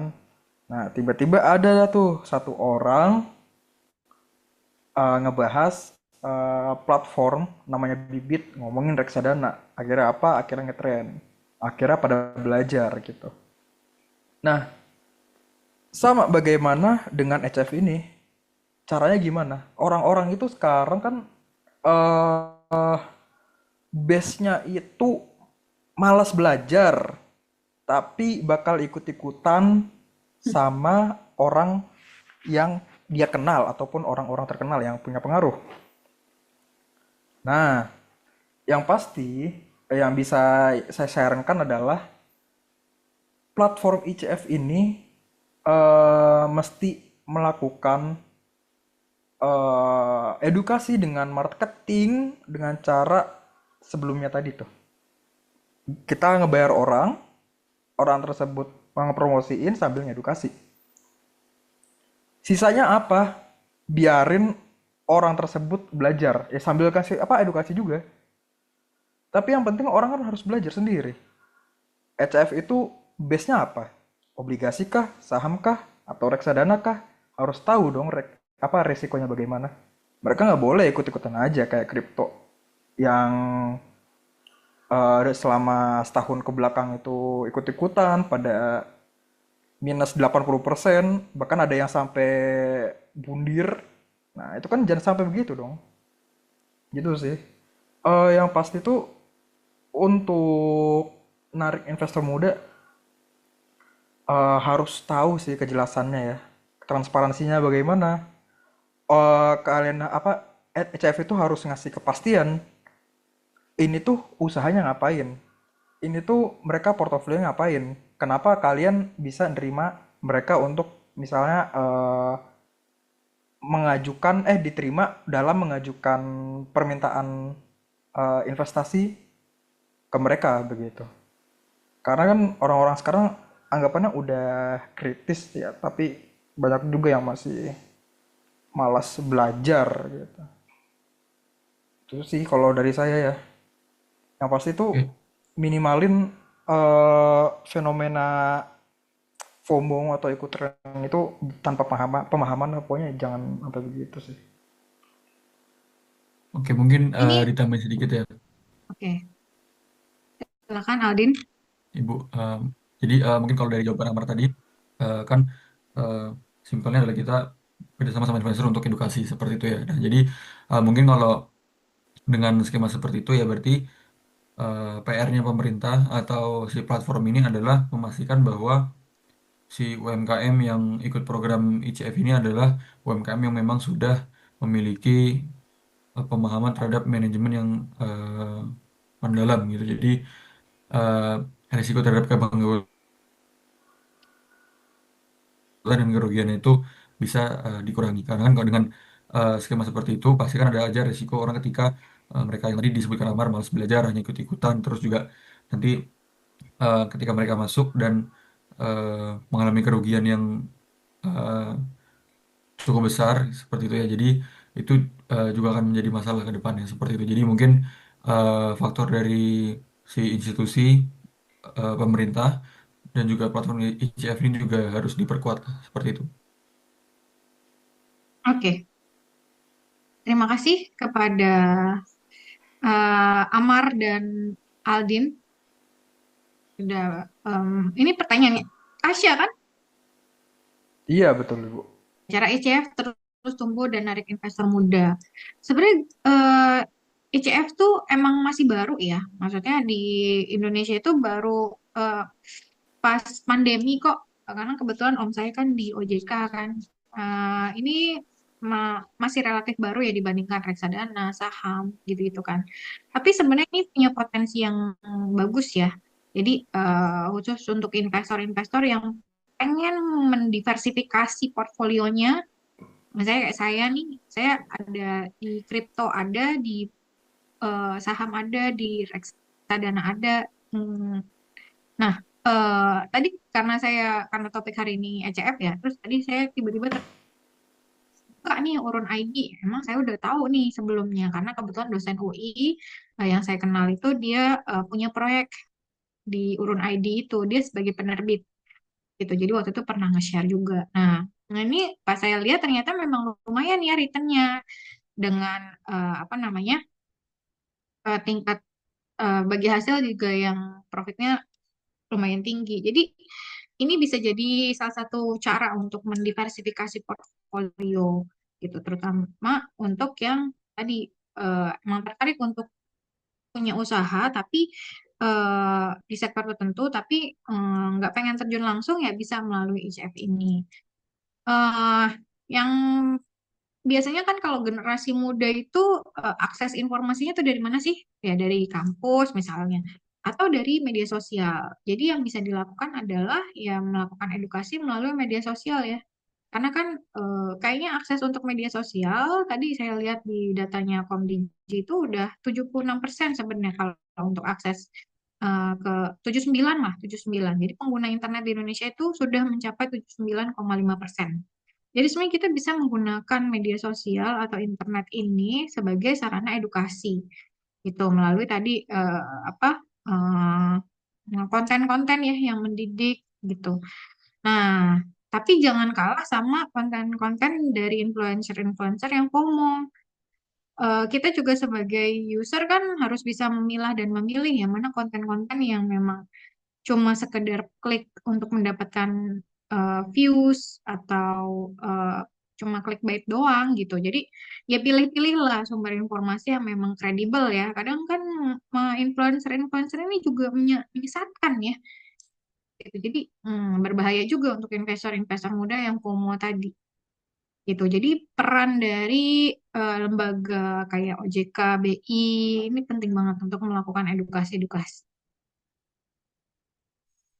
ya melindungi kita sendiri juga dari influencer-influencer yang so tahu dan menyesatkan. Soalnya sekarang di era sosial media tuh banyak yang cuma apa ya, cuma modal Google atau internet atau nonton konten lain, terus dia menyampaikan sesuatu di media sosial di mana viewers dia tuh ada jutaan gitu. Jadi akan ada jutaan masyarakat yang terbodohi dengan konten yang sesat tadi.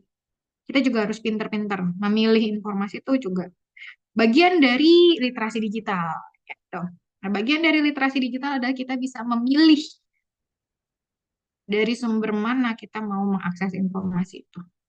Oke, next pertanyaan terakhir. Siapa yang jawab? Sudah terjawab, Tasya? Sudah, Bu. Terima kasih. Selanjutnya, pertanyaan Hasna dijawab siapa? Saya, Bu. Dip. Oke. Jadi saya dengarnya cara equity crowdfunding nampung tren investasi sosial. Terus apakah platform equity crowdfunding itu udah siap ke arah impact investing atau masih di profit? Nah, jadi jawabannya cara dari equity crowdfunding ini nampung tren investasi sosial itu yaitu dengan cara mempertemukan usaha berdampak sosial seperti UMKM lokal, bisnis ramah lingkungan, atau startup pemberdayaan masyarakat dengan investor yang ingin berkontribusi melalui pendanaan berbasis kepemilikan saham atau efek. Melalui platform digital yang diawasi oleh OJK, investor dapat menanamkan modal secara kolektif dengan nominal yang kecil. Sementara dana yang terkumpul disalurkan itu kepada penerbit. Jadi dana yang terkumpul itu nanti akan disalurkan kepada penerbit untuk mengembangkan usaha. Terus investor itu nantinya menerima imbal hasil sekaligus laporan dampak sosial atau lingkungan sehingga equity crowdfunding ini menjadi sarana investasi yang menggabungkan keuntungan finansial dan manfaat sosial secara transparan. Nah, terus apakah equity crowdfunding ini udah siap buat impact investing atau belum? Nah, jadi secara umum menurut kami itu belum sepenuhnya, tapi sudah ada fondasi yang kuat untuk bergerak ke arah sana. Beberapa elemen itu sudah ada, terus regulasi terus berkembang, juga beberapa platform dan investor sudah mulai melihat nilai sosial. Namun, untuk menjadi instrumen impact investing yang benar-benar matang, masih perlu perbaikan dan juga inovasi di berbagai aspek. Yang pertama itu menetapkan standar ukur dampak sosial atau lingkungan yang jelas dan juga dapat dilaporkan. Yang kedua, memberikan insentif, yaitu berupa regulasi, pajak atau dukungan pemerintah untuk usaha atau usaha sosial yang fokus kepada dampak. Terus memperkuat infrastruktur laporan keuangan dan audit untuk UMKM kecil agar lebih dipercaya. Terus memastikan likuiditas dan exit bagi investor supaya bisa menarik partisipasi yang lebih banyak. Dan terakhir, eh, yaitu dengan membangun kepercayaan dengan eh, apa ya, transparansi track record, kasus sukses, terus transparansi penggunaan dana dan juga hasil usaha. Apakah sudah terjawab pertanyaannya, Hasna? Izin nambahin dulu untuk jawaban Hasna. Itu kan tadi kalau di Ibu itu kebanyakan dari equity crowdfunding sebagai apa namanya cara pengumpulannya ya. Jadi aku pengen nambahin terkait sarana impact investingnya. Jadi untuk equity crowdfunding itu emang kan benar-benar jadi sarana impact investing. Jadi bukan hanya yang jenis bisnis yang bisa ditawarkan, tapi juga kesiapan ekosistem pendukungnya. Nah saat ini tuh masih sedikit platform equity crowdfunding yang memiliki framework kayak penilaian dampak sosialnya itu yang bisa terukur sebagian besar. Jadi mereka itu masih fokus pada kinerja finansialnya aja dan juga tingkat pengembalian modal, tapi bukan pada indikator keberlanjutan sosial ataupun lingkungannya. Jadi selain itu tuh agar impact investing ini bisa berjalan efektif, investor yang masih muda mungkin bisa dibekali sama pemahaman baru terkait return ganda yang mana itu keuntungan finansial sekaligus manfaat sosial. Karena emang banyak investor pemula ini masih anggap kayak untuk investing ini dampak sosial itu kayak sebagai nilai tambah aja, bukan sebagai tujuan utama investasi. Nah, platform equity crowdfunding ini bisa memperbaiki hal ini tuh bisa melalui campaign awareness, storytelling bisnis sosial, ataupun kayak laporan dampak yang mudah dipahamin sama pemula. Nah, di sisi lain, impact investing itu juga menuntut komitmen jangka panjang dari para pelaku usahanya. Jadi nggak semua bisnis sosial itu siap dengan transparansi laporan dan juga akuntansi publik, yang mana diwajibkan oleh equity crowdfunding.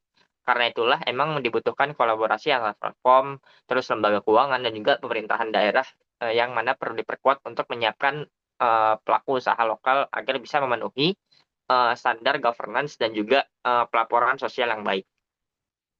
Oke, kira-kira begitu jawabannya untuk Hasna. Dari kedua jawaban kami, apakah dapat dipahami? Aku dipahami, makasih banyak.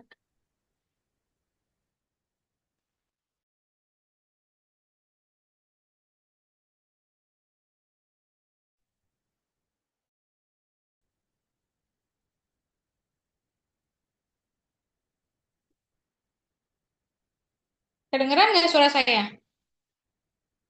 Dengeran, Bu? Kayaknya tadi tuh itu. eh ini si wifi di rumah saya nih dari kemarin agak bermasalah nih. Jadi saya ini pakai jadi mm, menapukkannya Virgi nggak kedengeran jelas ya. Tiba-tiba tadi saya kepal nih.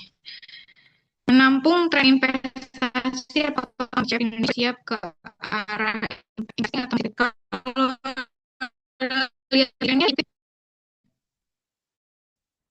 masih ke profit aja.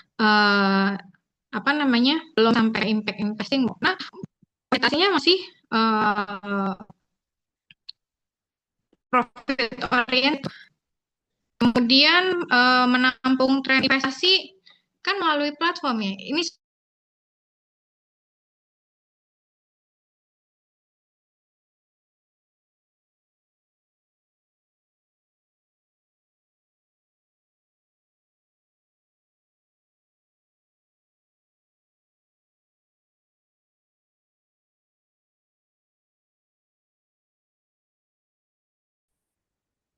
kedengaran nggak suara saya?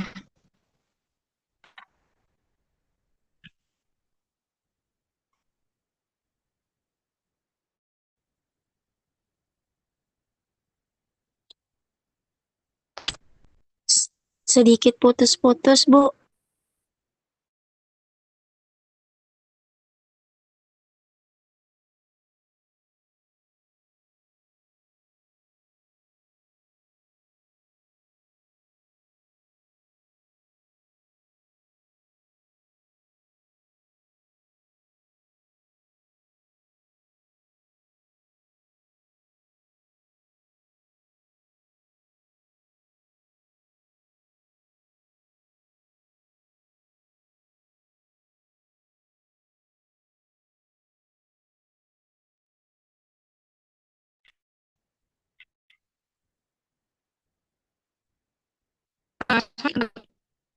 Oke.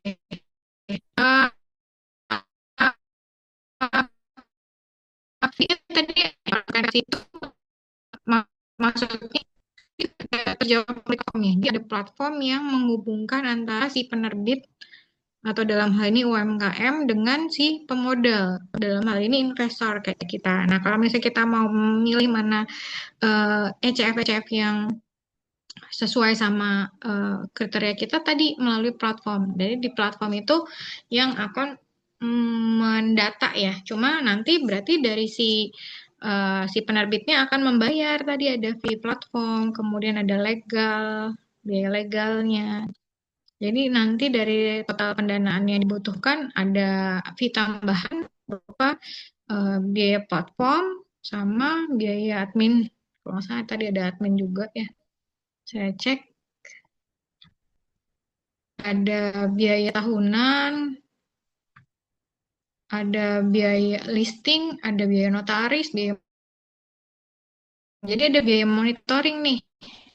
Di si platform ini ada dia biaya monitoring si UMKM ini bener nggak nih dijalanin bisnisnya. Nah ini si Urun ID ini menarik biaya monitoring gitu. Kemudian tadi kalau Indonesia sih masih belum ke arah impact investing, masih di profit. Gitu, cukup terjawab nggak?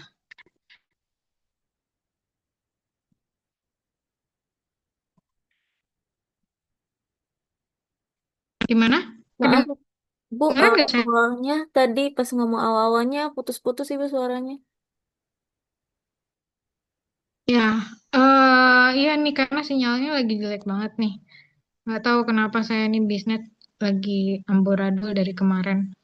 Tapi kurang lebih kalau menempuh tren investasi melalui platform, platform itu yang menghubungkan antara pemodal dengan penerbit. Nah, cuma kalau platform ini nanti ada tambahan biaya notaris, listing fee, biaya untuk listing di platform, kemudian jasa fasilitas platform, biaya monitoring. Jadi dari platform ini akan memonitor. Jadi platform ini nggak lepas tangan ya, udah dapat dana terus ditinggal gitu aja, nggak dimonitoring, nggak. Nanti karena si Urun A ini yang akan tanggung jawab nih platformnya kok apa ada pemodal yang penerbit yang nggak menjalankan bisnisnya gitu sehingga si pemodal yang dirugikan nanti Urun RI ikut tanggung jawab makanya ada monitoring nih monitoring oleh si Urun RI kemudian ada biaya bank sudian ada joining fee-nya ini bayar ke dengan KC ya karena akan terdaftar di KC kan sukuk sama obligasinya efek sama sukuknya biaya tahunan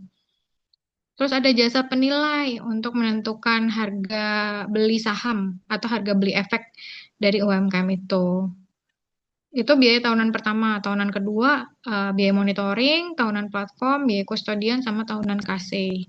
Terus ada biaya admin RTJS sama biaya admin SKN. Itu kalau penerbitan ekuitas, kalau penerbitan suku lagi. Jadi bisa diakses lah di Urun ID itu. Itu adalah platform yang mempertemukan antara si penerbit dengan pemodal. Kalau dia masih profit belum sampai impact investor tipe tipe investornya. Gitu Hasna. Cukup terjawab ya?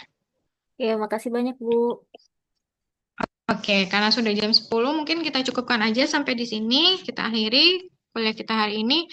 Sampai ketemu lagi minggu depan di jam 8 atau mau jalan untuk UTS? Ibu berarti untuk UTS-nya itu secara offline ke kampus gitu ya, Bu? Ya, offline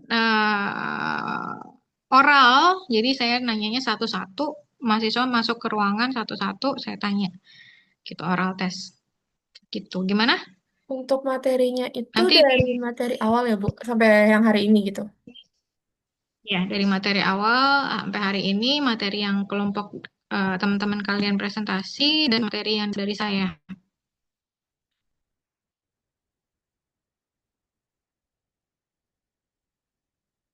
Oke, cukup? Ada lagi yang ingin ditanyakan?